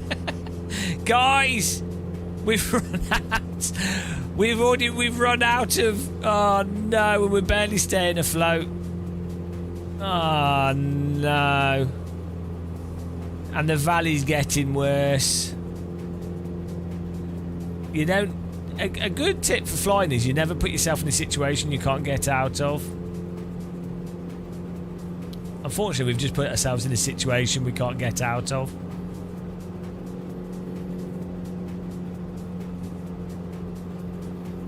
Right, we can. Let's try and land. This is way too skinny to land a plane. Let's try and. We might be able to land on this bit up here.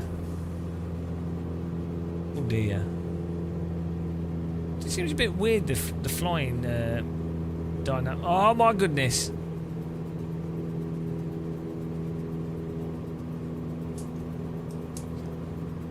There we go. Yeah, we can land on that bit of ground behind us.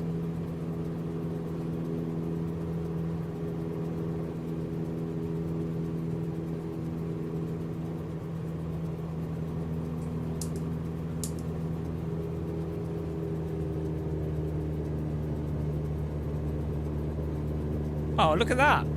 Look at where the rain's like come off that hillside and carved out little bits there. That's cool. I am the champion of the ninjas. And Shikokobo, thank you for subscribing. Tier 1, really appreciate that. Thanks for the support, man. Thanks for wasting your money so I can waste my time. Although technically you're wasting your time as well, but you know. Right, we're going to land on... we're just going to find this patch here. We'll land on this. I'm going to turn around and we'll land on that. Turn around. Every diamond then I get. Total eclipse of the plane crash. Oh, bloody hell. Maybe it's like downdraft from this canyon? The airspeed just dropped off massively there. Like a gust or something. You don't want to be turning at this airspeed. Here we go. We'll just float it down.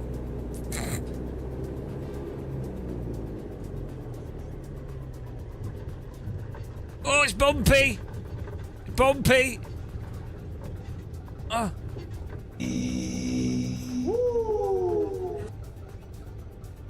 Oh!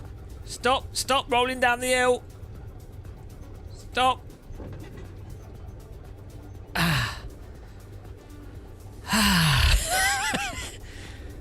I had that under control. That went to plan. Right, can we put fuel in now we're on the ground? As if we'd like just called in a drone. Fuel. Taxi fuel, trip fuel, contingency fuels. Extra. Can I add fuel? How do I fill up the tanks?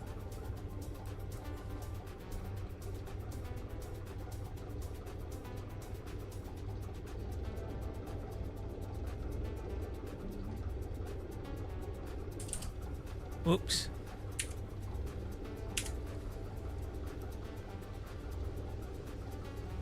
That's not doing anything. Oh, this is a fuel calculator. Where's my actual fuel?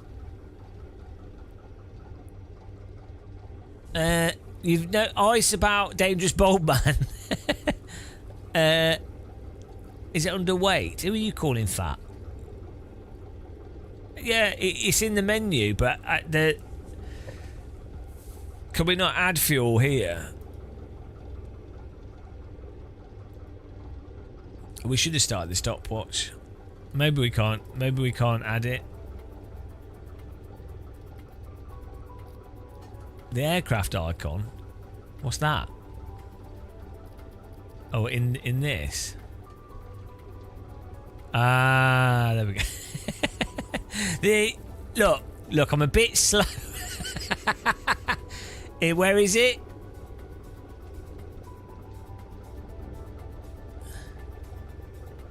It's going to turn off in a minute because we're that low.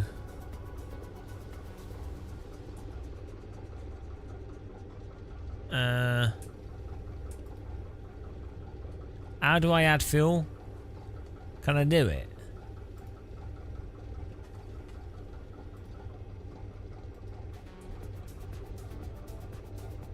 It's hard to use a mouse with a force feedback joystick. Oh, here we go.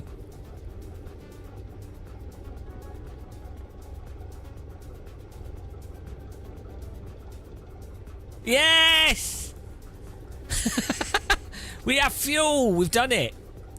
We're learning here, guys. Who needs tutorials? We got it. Right. Seats. We'll have a fat passenger behind us. Let's go. Yeah, it was delivered by drone. Hacked. No, someone. We did an Uber drone.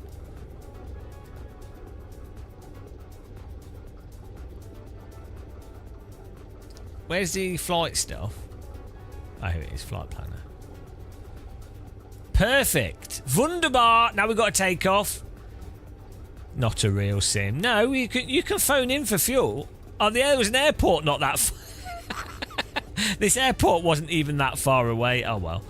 In real life, you can phone in like a helicopter. I mean, you're big bollocks for flying through here and doing this. But, like, in New Zealand, for example, if you're doing a glider flight and you can't make it back and you have to crash land, just land your glider, you phone a helicopter. Ideally, a boat or a truck can get to you and stuff.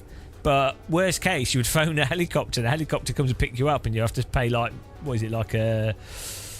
Depends how far it is, but I'd imagine between $300 and $800, $300 and $1,000 just to get picked up.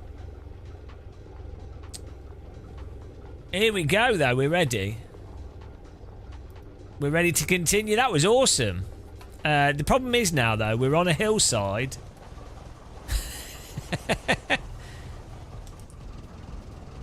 3 emus. We're on this hillside and The pace car is out of control. Ninja Falcon, thanks for following.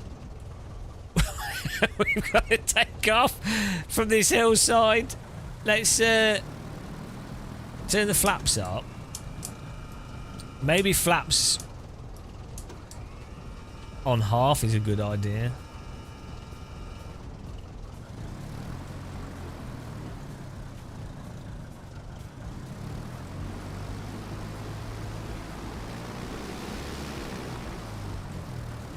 Right, how do we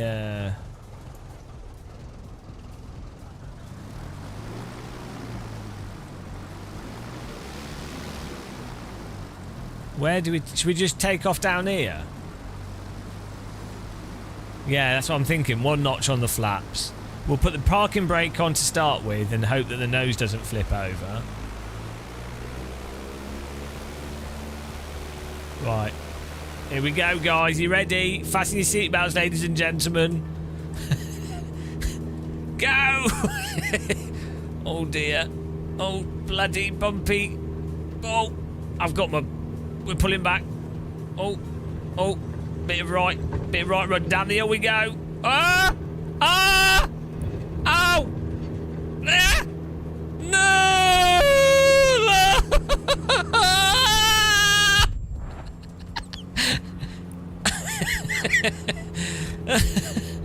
We broke part of the aircraft there. No, it all went perfect. I didn't see anything go wrong there.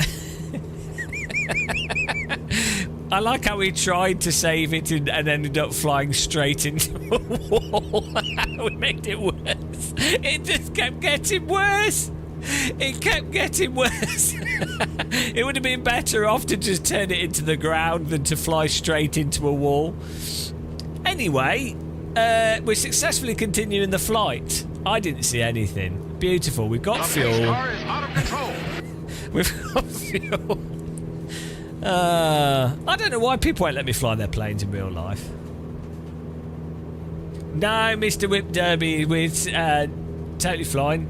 We're using the Moser joystick at the moment because the yoke, unfortunately, we're going to have to take off the rig because I can't have the yoke and a wheel on the rig at the same time. I've even tried building my rig out and it didn't really work. So we're using the force feedback joystick. To be honest, I do prefer the force feedback joystick.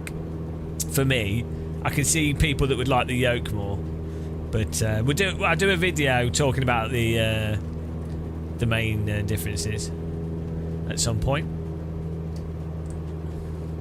Oh, I'm crying from that. It's the emotion of knowing that I've just flown 100 people into a hillside. I like, alright Kyle, alright. What's the, who's the guy that landed on the Hudson? What's his name, the pilot? What's his name? What's his name, guys?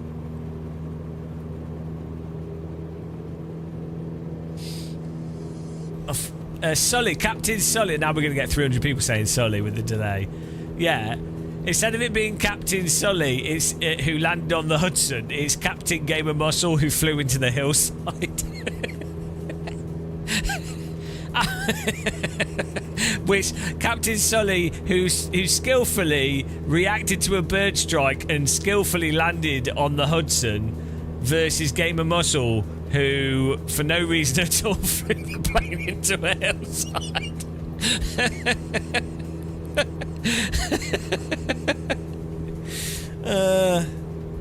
I mean, who would you rather be? Really? Landing on a river's boring. Flying into a hillside's exciting. Have I got any insight into the Turtle Beach Velocity 1 flight system? No. No insight. No, we don't have any insight, sadly. One day we might do. But unless it's got force feedback, I'm not interested. I'm shallow like that. Look at this.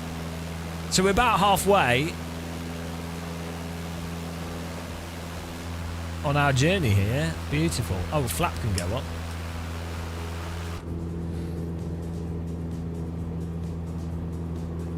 Amazing.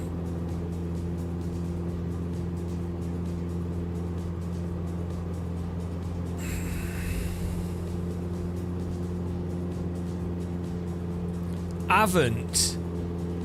Avant. Oh, it's French. French for forwards. Avant.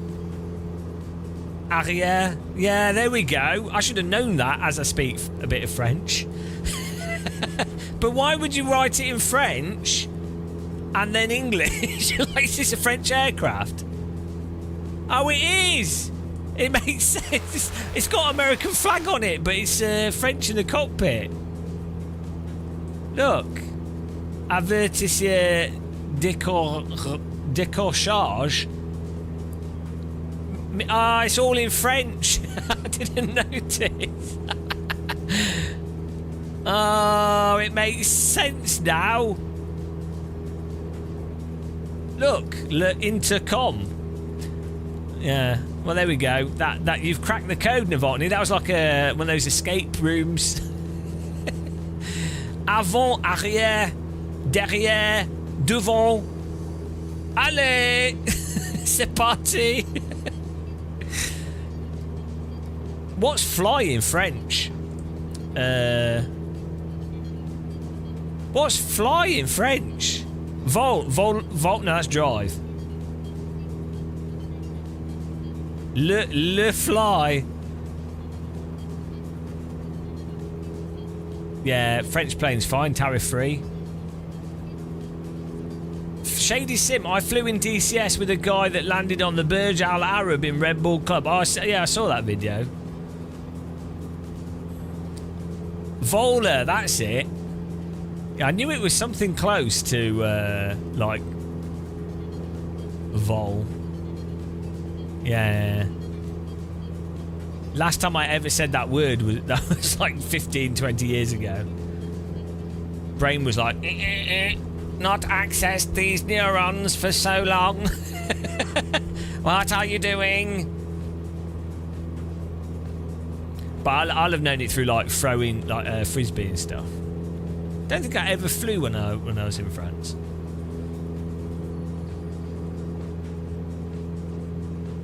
Le France. Here we go. We're making. I'm excited to have completed this. We'll definitely have to do a speed run. How long have we been going for? 2 hours.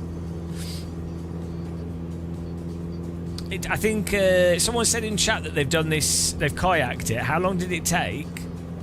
When you did, well, presumably it wasn't a kayak. You did it in a inflatable whitewater raft. I think you do it. I think it's 4 or 5 days. Might even be longer actually. I think you take like 2 weeks doing it.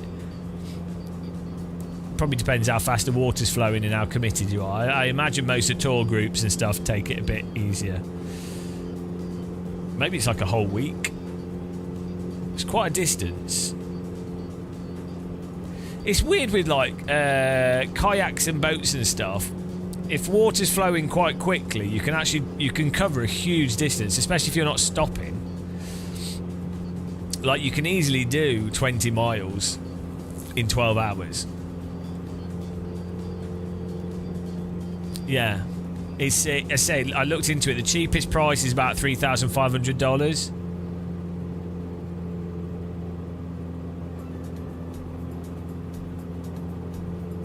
Yeah, I mean, I do a little bit of kayaking, and the worst thing is when you kayak down a river, and then you're going to go back to where you started, and you're like, oh, this is nice and easy, pleasant kayaking, and then you get halfway, and you're like, okay, I'm done. I'm going to kayak back now.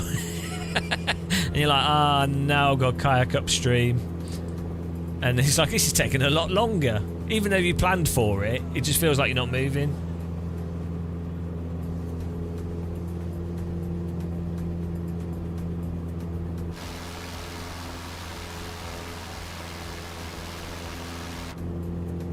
Let's just get my map out here and check we haven't gone down the wrong way, which is entirely possible. I know, we're good. Oh. What's this? What's this big hole?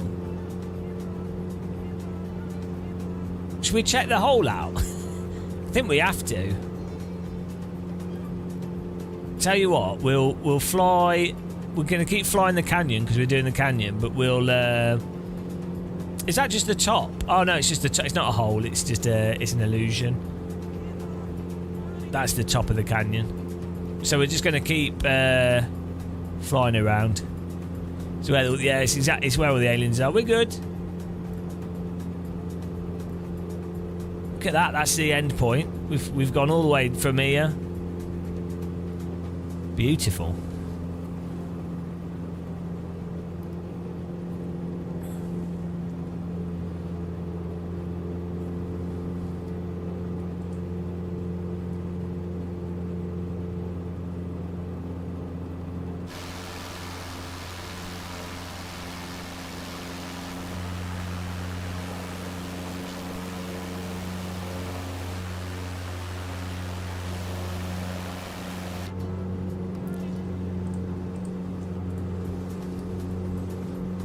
Let's go.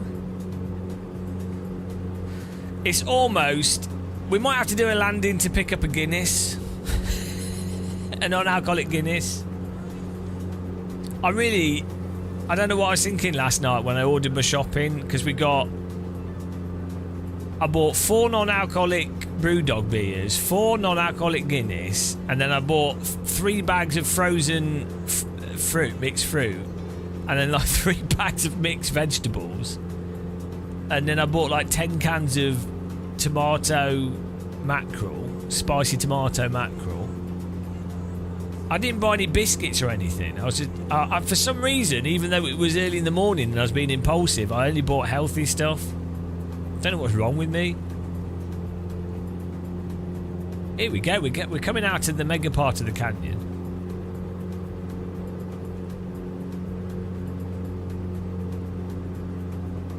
I could eat biscuits all day.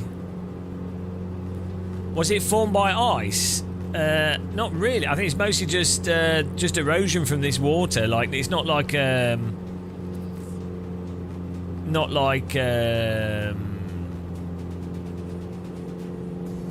Ice Age stuff grinding away at it. I think it is mostly just the river cutting through it. I don't know. I'm sure there will have been some effects of ice on it, but I don't think that's like the primary nature of it. I think it's just the type of rock, and then probably just the amount of water that flows through it over time. I don't know. Can we have some facts checking here, guys, in chat? Anybody? Oh, we should do Antarctica. Yeah, it'd be good.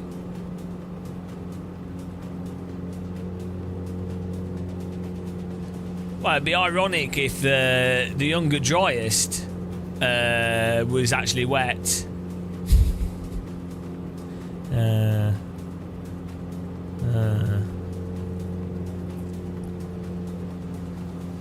Well, Joe, if you actually, it was actually made by God over the period of a week.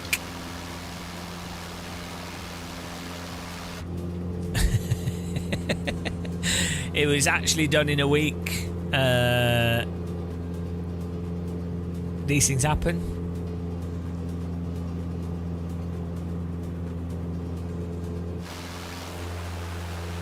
This looks again. It's interesting how it has flatter bits and then crazier bits that are deeper. Hello, Richard B. How's it going?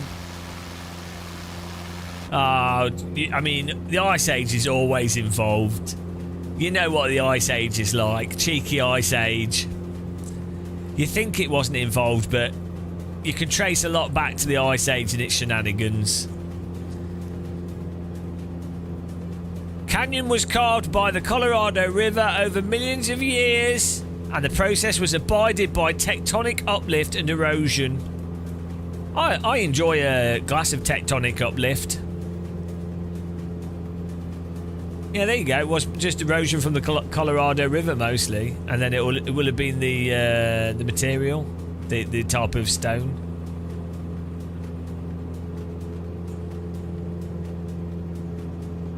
Creating a high flat area for the river to carve down through.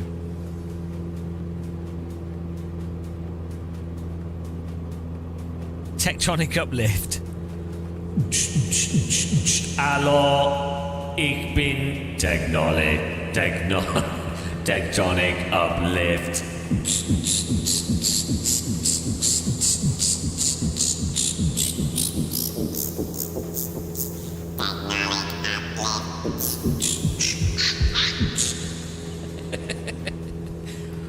Ich has technology.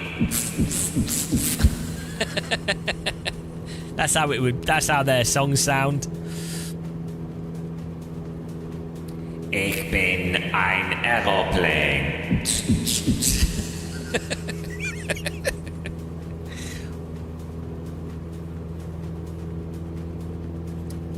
Yeah. Can't go wrong with a bit of German techno.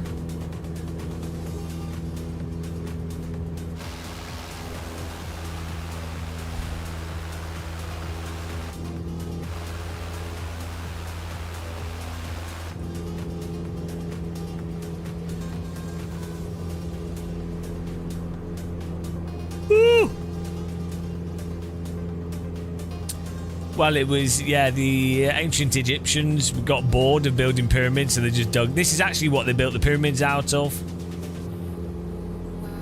The canyon rocks.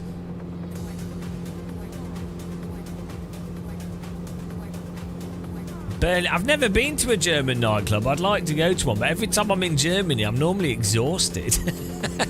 I'm normally too tired to go to clubs.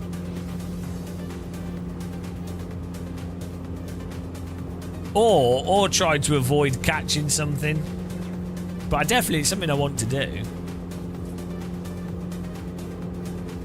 I'd like to DJ at one. That'd be good fun. Don't have to be a big one. It doesn't have to be like a fancy thing.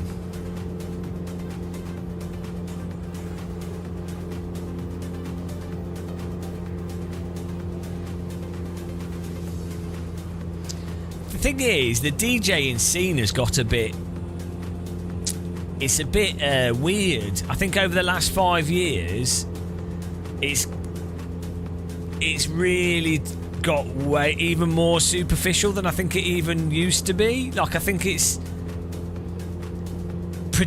got massively pretentious in a really... I think a lot of influencers and stuff have like built their image around it, and it's really got beside the music in many ways. Obviously, you'll always have had that to a degree, and it'll depend what you went to, and it depend who you're talking about. But do you know what I mean? Like, as a thing, in general, I think it's got more and more pretentious. Probably less so in Germany. I don't know, or maybe more. I don't know. Germans tell me that Berliners are pretentious, so I don't know. Well, we go to Cologne quite often. I've already been to Cologne once this year. Normally go to Cologne like 3 or 4 times a year. And Berlin normally maybe like once a year.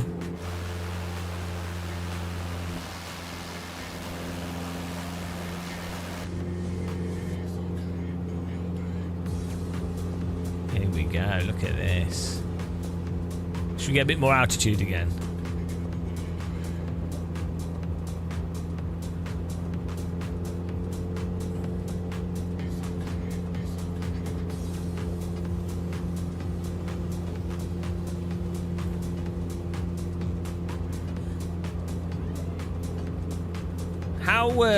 What's that altitude? 6,000 foot.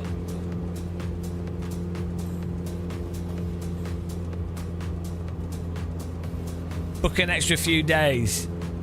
Yeah, no, I normally just end up being exhausted, and or I'm just doing stuff.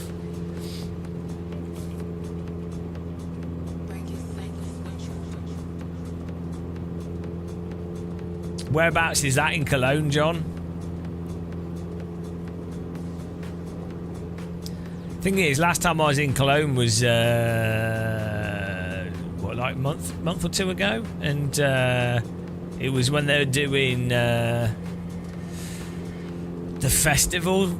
So everything was just festival music everywhere, and there's just too many people. Look at this flat plane here. This is what it carved the Grand Canyon out of. Grand Canyon before, and here's Grand Canyon after. Look what happened. You've dug a bloody big hole. It was a perfectly nice bit of plane, and then that happened. The power of water, guys.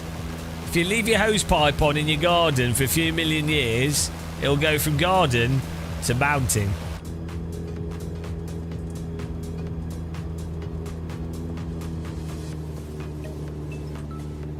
That's why they tell you to turn your taps off.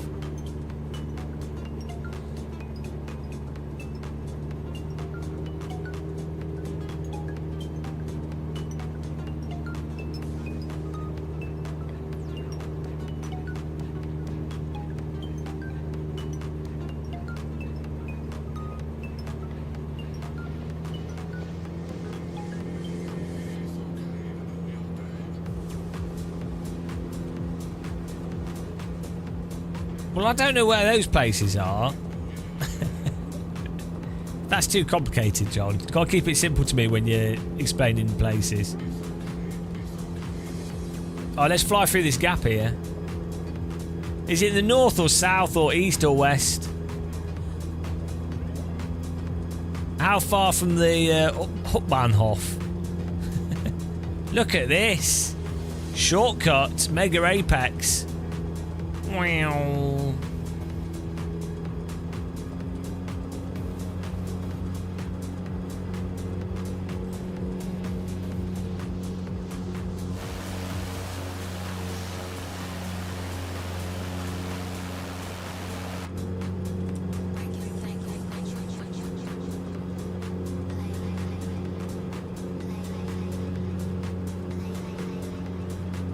We're being cheeky here. We're cutting some corners. It gets very windy on this part of the river.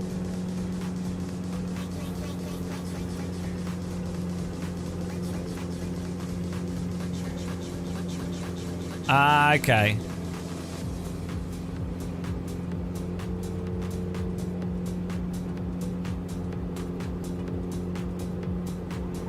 So last time I was in Cologne, I stayed in.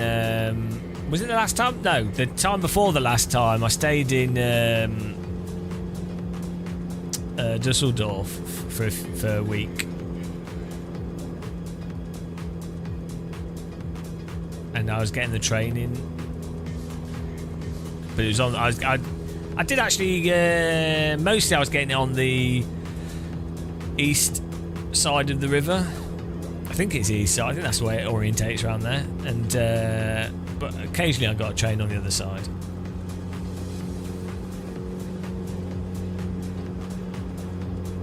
They say you cut the track. They say you cut the track. I was thinking the other day. I was thinking like, oh, I might do some iRacing.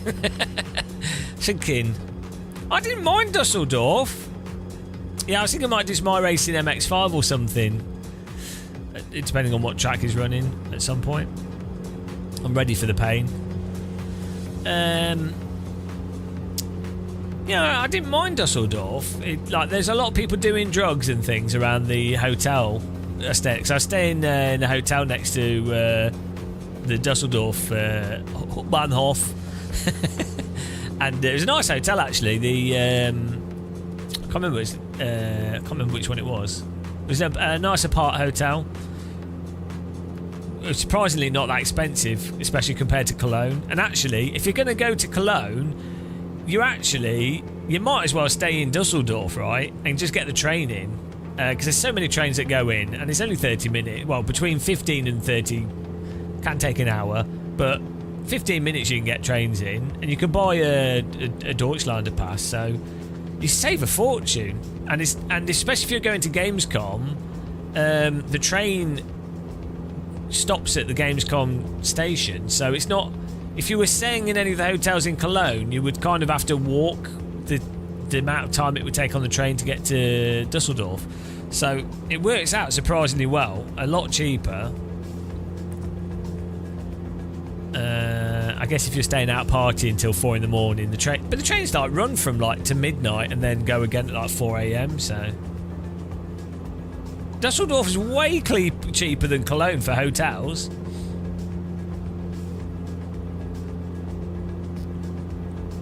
The hotels in Cologne are mental when there's like events on and stuff.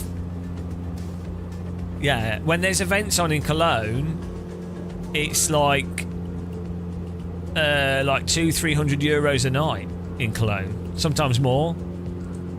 But and in Dusseldorf, it just stays at the normal kind of 60 to 90 euros. Yeah. And that's right next to the train station as well, so it's convenient.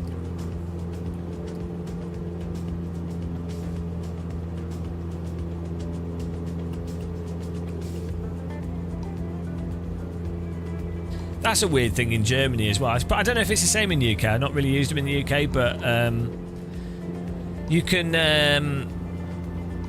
apart hotel. They're like hotels that have like a washing machine and a little cooker and a microwave and stuff. They're normally not that more, or sometimes the same price as a normal hotel, but you get a fridge and stuff to use.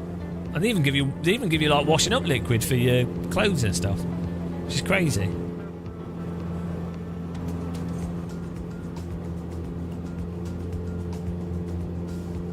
But yeah, I quite like Dusseldorf, to be honest. Like, apart from it feels more threatening than I think it probably is.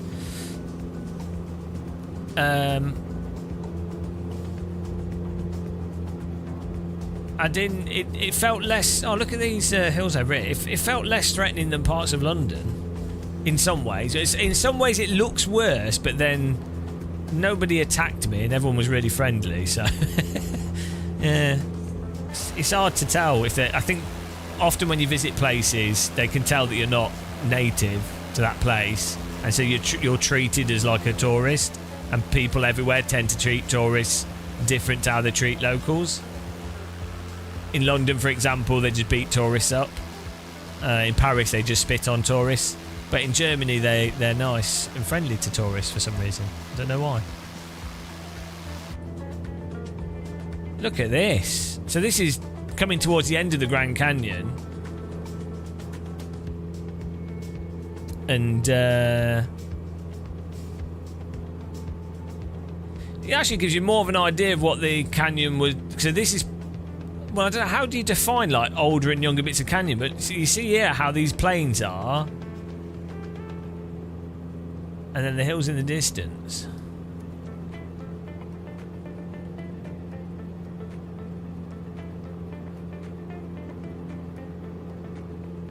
It's really, this is great doing this in Flight Sim, being able to see these different parts of the Grand Canyon. Like, even this is super spectacular, this bit.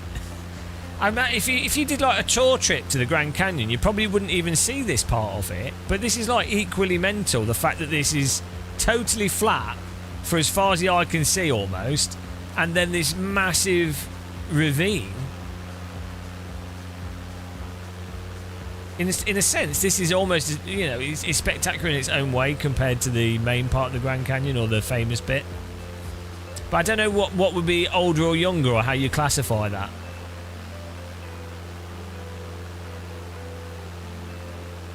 People fall into it, Nico, all the time. They fall, yeah. A lot of tourists are in sort of tourist mindset, and they forget that it's still reality. Because, you know, if you're visiting a place, you can be in like a sort of holiday mindset, and it's like, oh, nothing will happen. So, you know, it's like people picking up random creatures in other countries because they're tourists, and they're like, oh, I'll pick up the creature. Look, I've seen this in a film, and it's like, yeah, that's a blue-ringed octopus. Probably don't want to pick that up, mate. Or like people swim. You see like tourists swimming in the sea where there's crazy waves and they can't even swim, but they're like, I'm on holiday, so it's fine.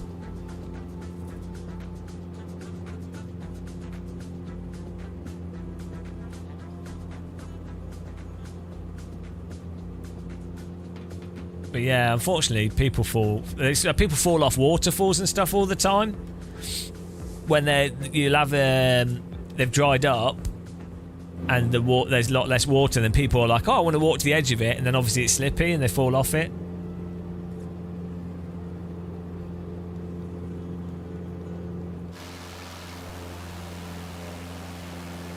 I mean, it's just the scale of this is hard to like comprehend.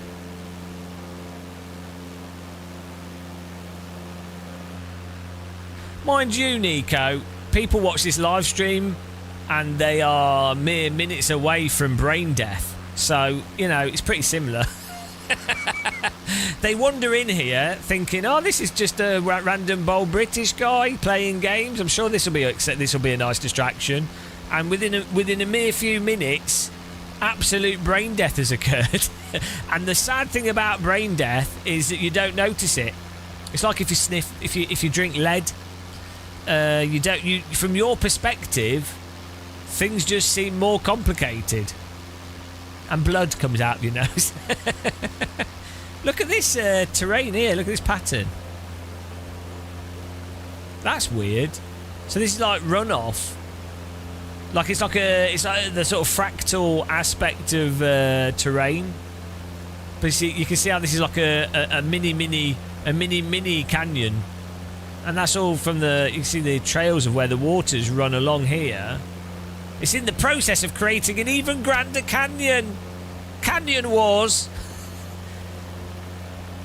Tune in for episode 5,000 of Canyon Wars, where nothing has happened. We're now on episode 30,000 of Canyon Wars, and not much has changed.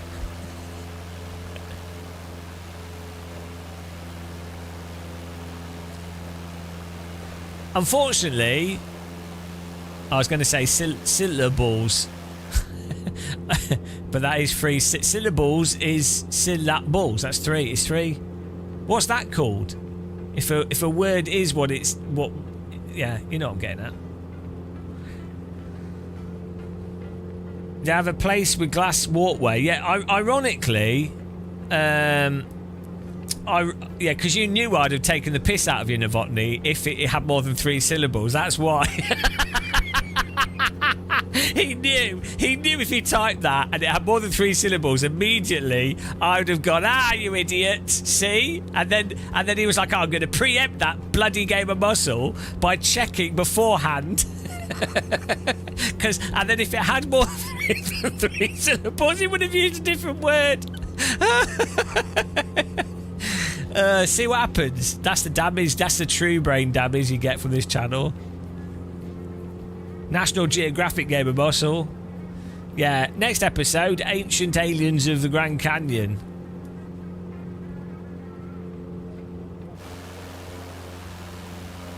Yeah, look, all these little this would be awesome for a motocross track. Don't know why the native Indians would have hated the Brits coming over. Look at this beautiful, highly religiously significant terrain. That would make a fantastic motocross circuit. Hang on, we could probably fly down that little. Let's fly down that little valley. See if we can. There's enough room for a plane there, surely. Look at this one. Yeah, you can. So you can see how it's carved out. These little carvings from the water, and it just gets bigger and bigger and bigger. So it must like when it rains here. Oh, there's there's Novotny's house. Imagine living there. Look how small it is compared to everything else. Yeah. Oh dear, we're a bit low. Just look at the size of that house. That's crazy. Oh dear. Oh. Very hard to fly whilst looking out the window and you can't see forwards.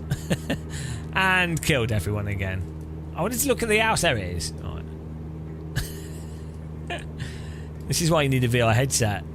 So you can look sideways whilst looking forwards. Maybe do... Oh, there we go. We've got buttons for this. No, that still doesn't work very well.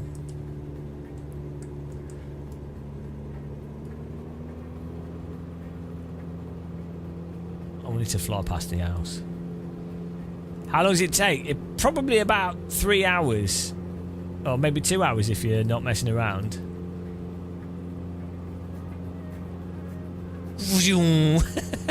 Yeah, we were going to fly down this little valley and then resume course. I just thought it was interesting how the... look how this has carved that out there.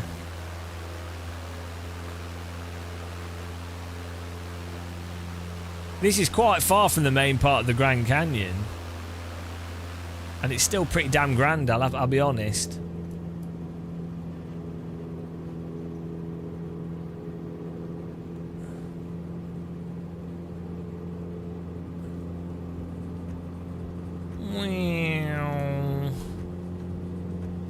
Tree. Yeah, I thought we could fit a plane through here. Beautiful. Look at this.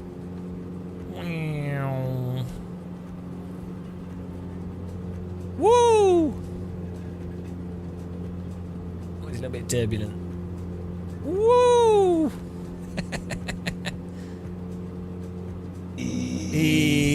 Woo! How awesome is that? Oh no, my joystick just tighten up. My joystick's got loose. I'll probably need to tighten the screw up. Oh well. Let's continue. Oh, there's some rapids. Let's continue up the Grand Canyon.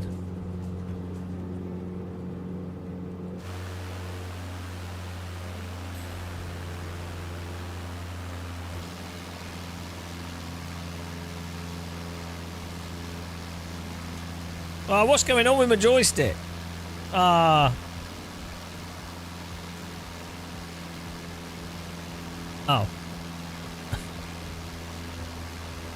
no.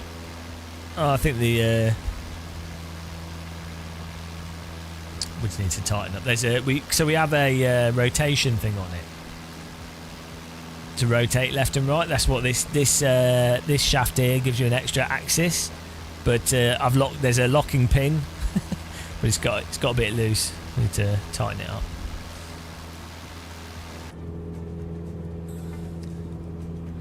Because I just use it as an extension.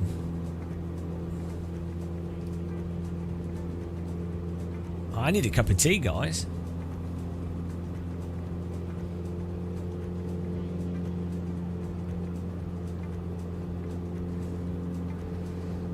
Type chilling in chat if you're chilling. If you're having a lurk. I'm surprised that Flight Sim seems to gets more general viewership on YouTube than Twitch, but it's you'd have thought that Twitch would have like a sort of Flight Sim scene,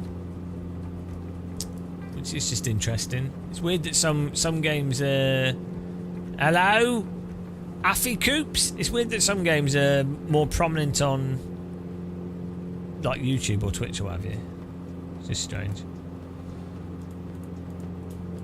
It'd be interesting to do. We've only streamed Hell Let Loose on Twitch, but it'd be really interesting to see if we streamed it on YouTube at the same time, what sort of viewership it is. Yeah, Flight Sim's nice and relaxing. David Adams, no, I'm tracking you. You're all tracked. Oh, there's a runway here. What's this runway? L41. It's only... What is it? Is this for like tourists or something? It's tiny. I wonder what this is used for as a little town. Hang on. Yeah, it's like a... the taxiway's at the end of the runway. That's crazy. I've not seen a runway like that before.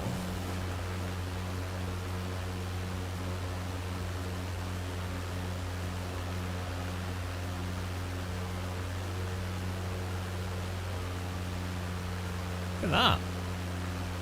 You've got a main road there as well. I mean, you kind of need airports in America for like small... Everything's so far apart, you really would want to use a plane. Le Morons Ultimate. we might do some Le Morons Ultimate. Drive 12 hours. I mean, for me that would be all right. Yeah, but for a lot of Brits would find driving 12 hours. I mean, driving in a racing sim is different to driving on a public road. Your brain tends to shut off. That'd be fun to do. Like drive. I don't know what you can drive on the Grand Canyon, but it'd be. I guess you wouldn't see much of the canyon. You'd be above it. You've got this bit here. You can actually see the river.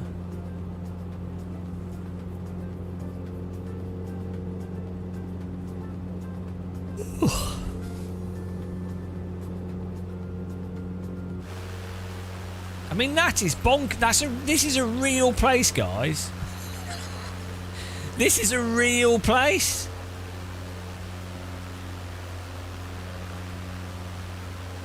Look at that.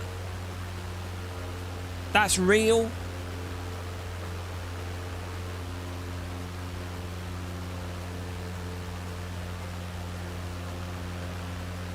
That's what's crazy. Can you imagine seeing that in the UK? Imagine just like driving out of London or something, and then you turn a corner and this is the view you get. This would be a good place to come to do photography there, like on this hillside. Whoa!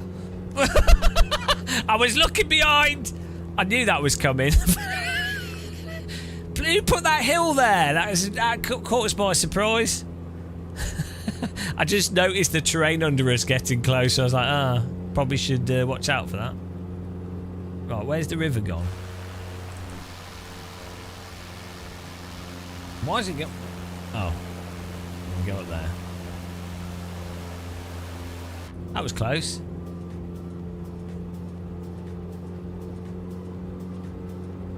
Everything's under control, ladies and gentlemen. That was done intentionally to keep you all on your toes for excitement.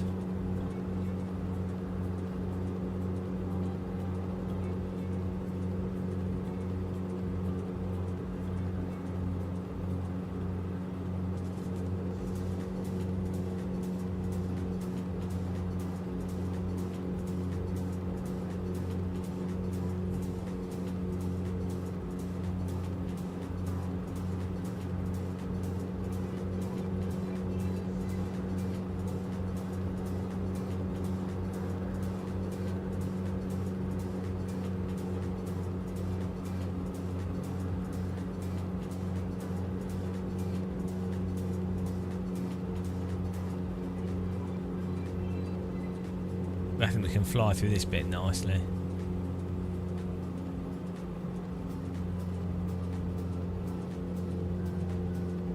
We've got trees down here and everything.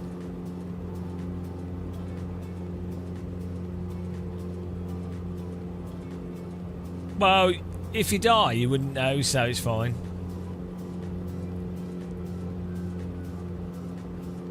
But you should have bought the AB9 before getting the M booster pedal.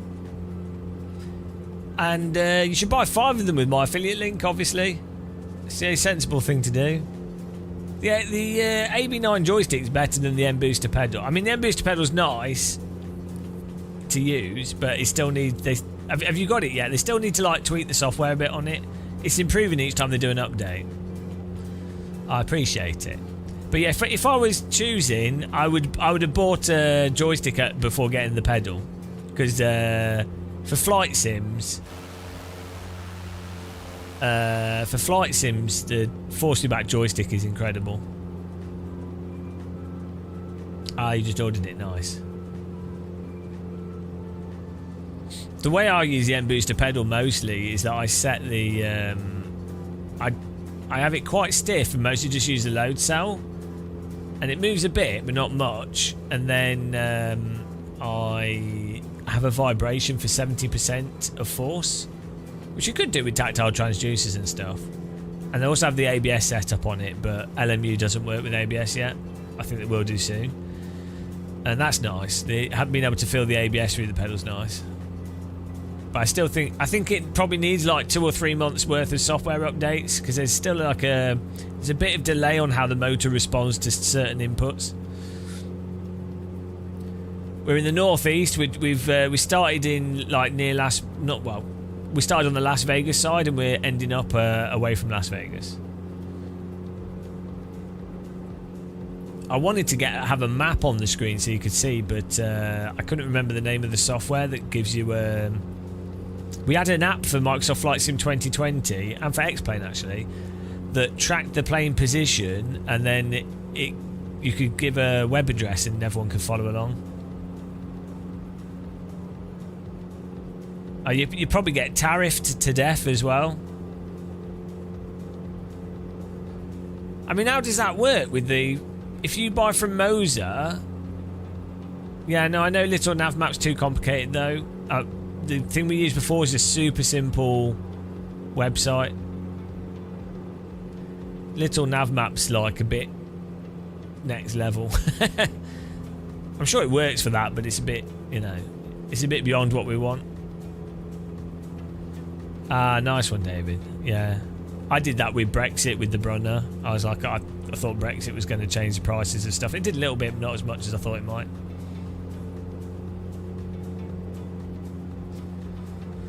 Yeah, the whole tariff thing is so dumb. Well, we won't go too much into politics, but it's so dumb, like so needless. Yeah. Yeah, well, anybody that knows. People that don't know, and that's the world.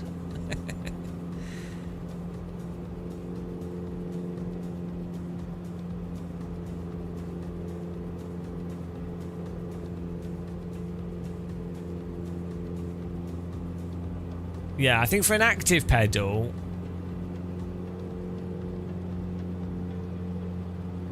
it's one of those things.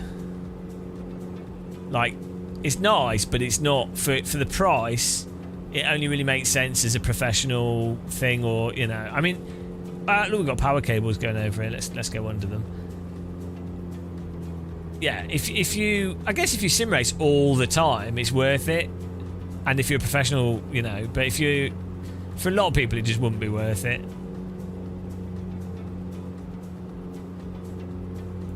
But it's hard to say because in some ways, like I could see. Like I'd be reluctant to get to not have an active pedal now that I've got one. Here we go, we got a dam here. It looks like it's collapsed. Which dam is this? The famous collapsed dam.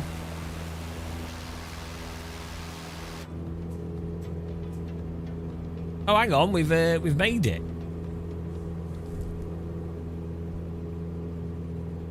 Yeah, it's hard to quantify, isn't it, with sim stuff? Because it's like you can get a lot of value out of sim racing stuff. So yeah, sure, you know, like £100 is a lot of money, £200 is a lot of money, and then even with like DD wheels and stuff, it's like okay, let's say £500 is a lot of money, but if you spend a lot of time playing sims, then yeah, it's a lot of money, but you might still get good value from it. So it's hard to really fully quantify.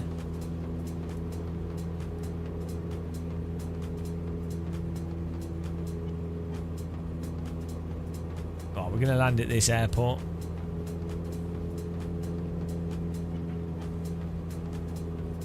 We've flown the Grand Canyon though. I think this is a military base. Oh well, that'll do. That was crazy.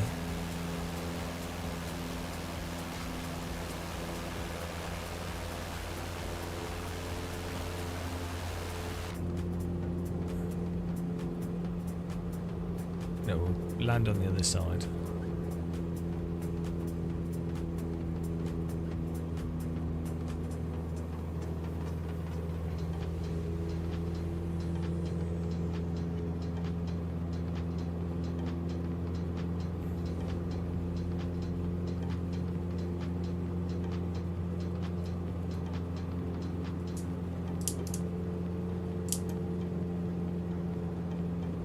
We'll have a nice landing here.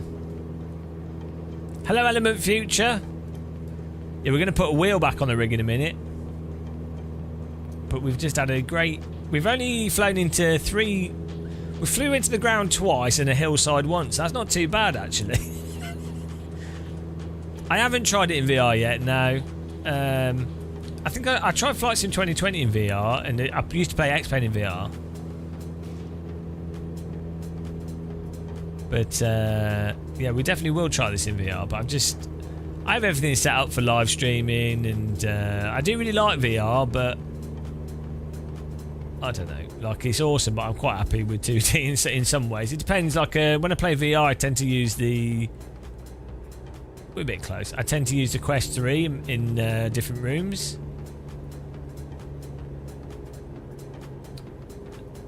The American City update is out to this. The Sim update 2 is not out yet, unless it just dropped with that American City update. Yeah, they just did the... So normally when they do the Sim updates, they do betas, and then when they're pretty happy with the beta, they do like little micro updates to the beta. So it seems quite likely that Sim update 2 will probably drop within a week or so, or like pretty soon. Because the beta's like largely there, unless they find some other random issue that they want to do a quick fix to that before they roll out Sim Update 2. But it's probably quite close. Here we go.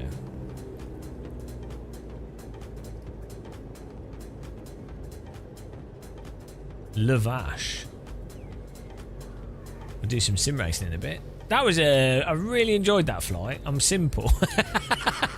I'm so simple, but that was really good fun. Seeing the Grand Canyon. We definitely have to do it again in a fighter jet. I'm coming in way too quick, but that's fine. It's a long runway. We'll just let it float down.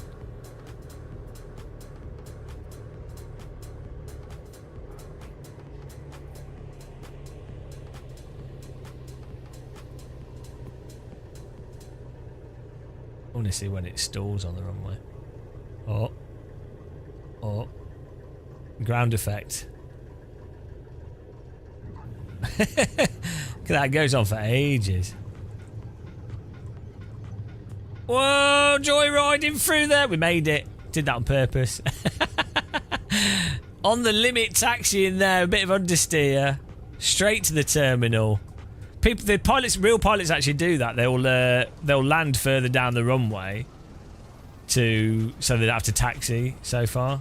Or like roll down the runway as much. I'm not sure what the rules are on that, but I guess it's alright.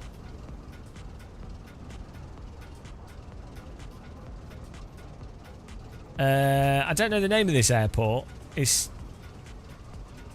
Oh, we'll just park up here now. We'll have a look on the map.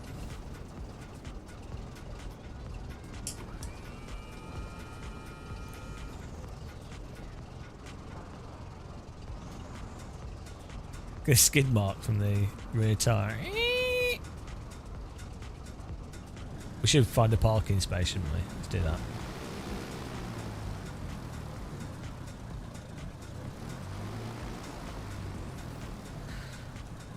Yeah, I think 2020's sort of more consistently optimized, whereas 24's still got some like random performance behavior stuff. But the graphics are better in 24 generally. Some parts of Flight Sim 24 are better optimized, but some parts aren't. So it's a bit of a...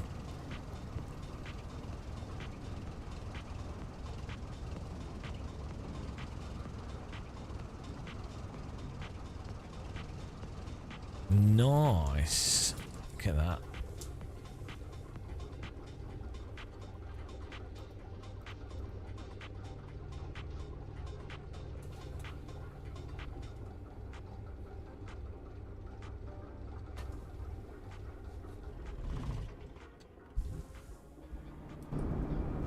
There we go.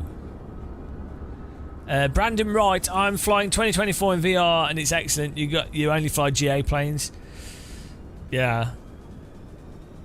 Yeah, a lot. So I think the thing with Flight Sim, the thing with Flight Sim is a lot of it, in terms of if it crashes for you or you have a bad experience, a lot of it is down to what you're doing in Flight Sim. So the single player, for example, has loads of bugs and weird issues and crashes a lot and does stupid things. So people that are more casual and are doing the single player stuff rather than, you know, planning their own stuff, they'll tend to have more problems and tend to think of it as terrible broken mess. Whereas if you tend to do the whole thing of like find an airport, fly to another airport, which is what a lot of more experienced simmers obviously do, they might have less problems with it. And then also, adding to that, some areas are more prone to issues than other areas. So, yeah, it should be alright. We used to play Flight Sim on a 3080 Ti, and that was pretty good. And frame gen, which you can do with the 3080, is really good.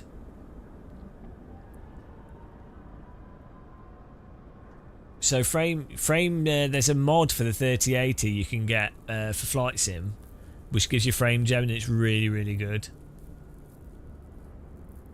Yeah, the problem with the bugs are that in a Flight Sim, you're doing activities that take like an hour, 2 hours long, and part of flight simming as a thing is just, you know, a suspension of disbelief, getting into it, doing the flight and just going into it. And as soon as you have a game crash or like a really weird bug or stuff that's fundamental not working, it immediately ruins the whole illusion of like, do you know what? It's like if you were watching a film in the cinema and then you're really into the film and some stupid person with stupid hair stands up in front of you. It totally takes you out of the story. And I think that's the problem with Flight Sims, even more so than many other games, because many other games are quite stop and start. You know, you're loading, you're having a bit of story, whereas a Flight Sim is a sort of a long form immersive experience. Will at Winter. No, I don't play those games, but playing it with a DD Will is tempting. This is like Reboot, the CGI kids cartoon. Any chance for DCS World? I do kind of want to play it, but I'm a bit worried I'll get sucked into it. And every time I load it up, I get overwhelmed by the sheer quantity of bindings that are pain in every sim. Right, we did that. So we KPGA. Perse Ferry is where we took off. So look, I'll show you on the map. We'll end the flight there. So we've just flown. We've just flown the entire Grand Canyon. That's a pretty good flight. What are all these dots about? Oh, they're points of interest. Oh, yeah, the points of interest. Yeah. We've just flown from here. We took off at Percy Ferry and we've just flown the whole canyon up to here. It was a nice flight. Really interesting seeing how the canyon has like really deep bits and then really flat bits and then deep again and then like spaced out areas like this sort of this plain here. Plain.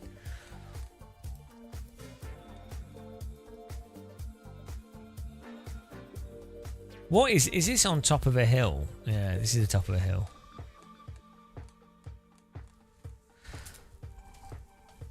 Some points of interest are lumps of mud in the middle of nowhere. How dare you talk about Birmingham like that? I can't. That's just really offensive. I mean, really, absolutely disgusting way to describe one of Britain's greatest cities. Brandon Wright, Winter VR is amazing. You're literally in the plane. Oh, you're talking to someone else. Oh, you're not. Yeah, you are. You need to put at before you type the name, otherwise I'm really confused because I'm like, what's winter?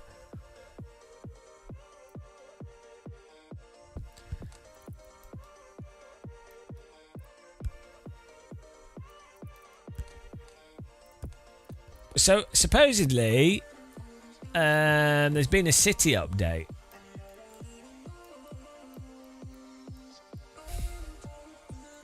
That just came out.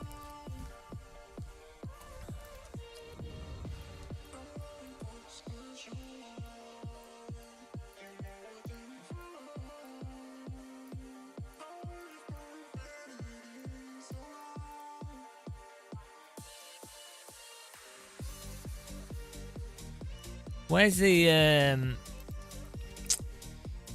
is it in the market? But where's the thing with your files and stuff? Oh, my library, here we go.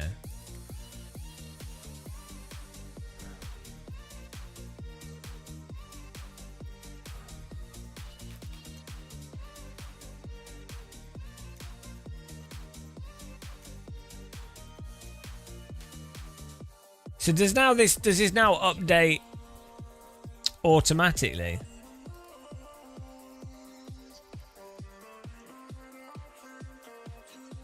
I think that was the whole point of this, is it's supposed to... You still have to select it.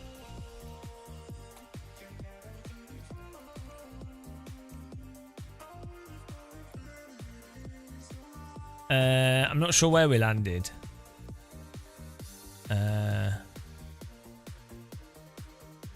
We took off from there, I think.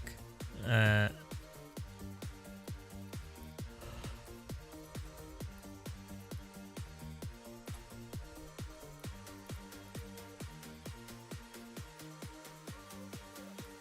don't understand what changed.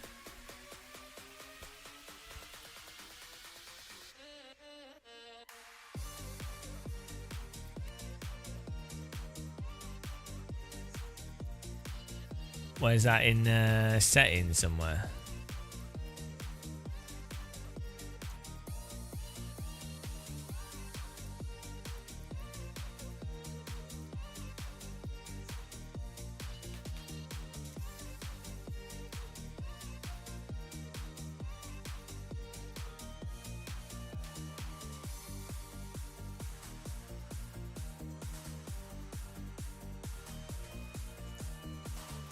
Right, let's have a look at... I think it's supposed to have just updated by itself. Okay, have a look at Marketplace.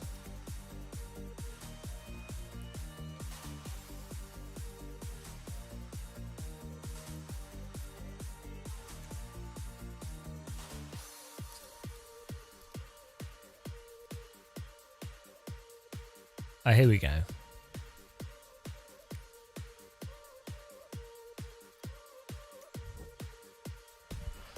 He's gonna dox me or something. So actually you have to select it still. You've acquired item. Okay. That seems really weird. That seems like a really stupid way of doing it.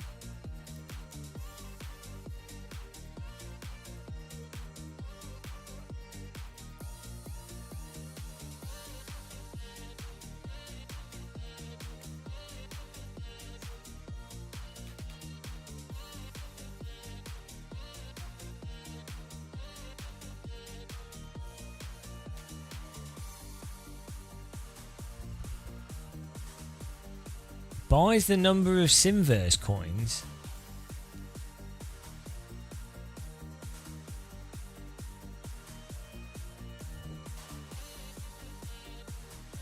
Simverse coins? They've not mentioned that before.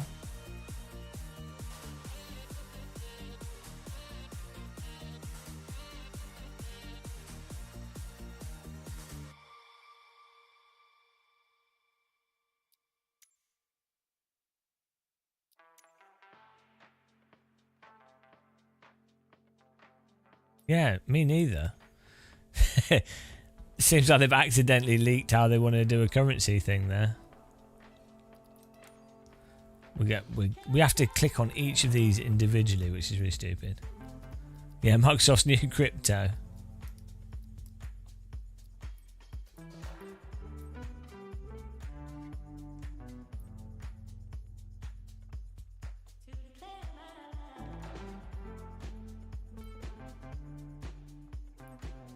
But is this part of... How do you know if it's official or if it's like a Sobo or something?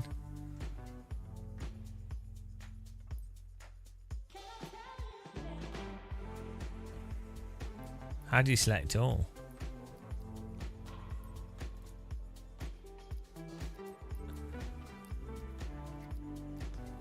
I don't think you can.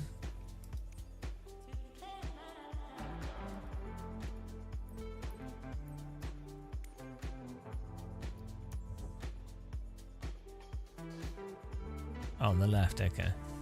This is good to have. I think you already get these in flights in 24. Oh well. Who knows, maybe they'll be used.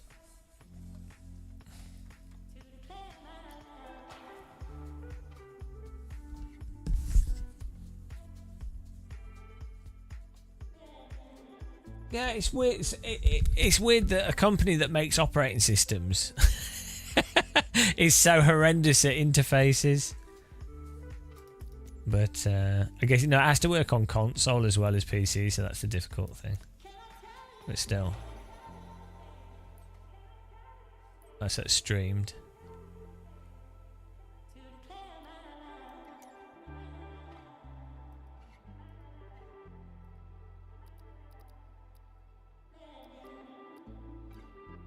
Yeah, look, so now you don't have to download them; they can be streamed. So once you've selected it, it'll just stream it when you go there.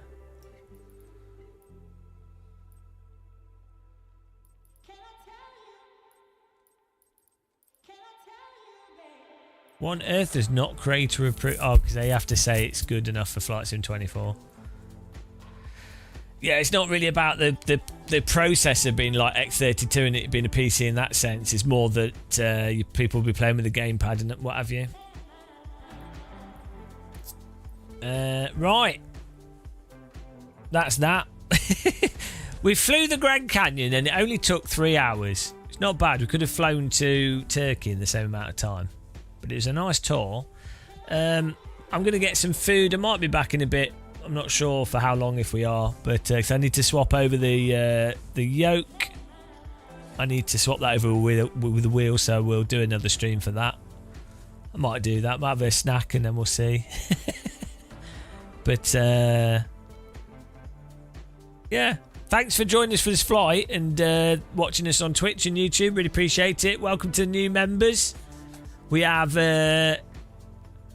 MF650i and on YouTube. Thank you very much. And then on Twitch and Kobo and Counter Debate. Someone else as well. Really appreciate it. We'll catch you guys soon. We need to raid someone on the Twitch here. Who's on? I know who's on. I know. I'm going to send you to a legend. Okay, let's go. A legend. Off you go to a legend, but we might be back later, so we'll see.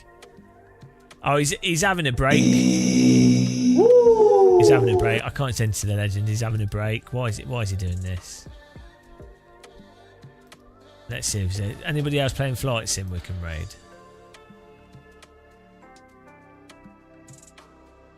Here we go. Group flight. Here we go. Oh, this guy's going to be raiding before. Right, here we go. Flights with Joel.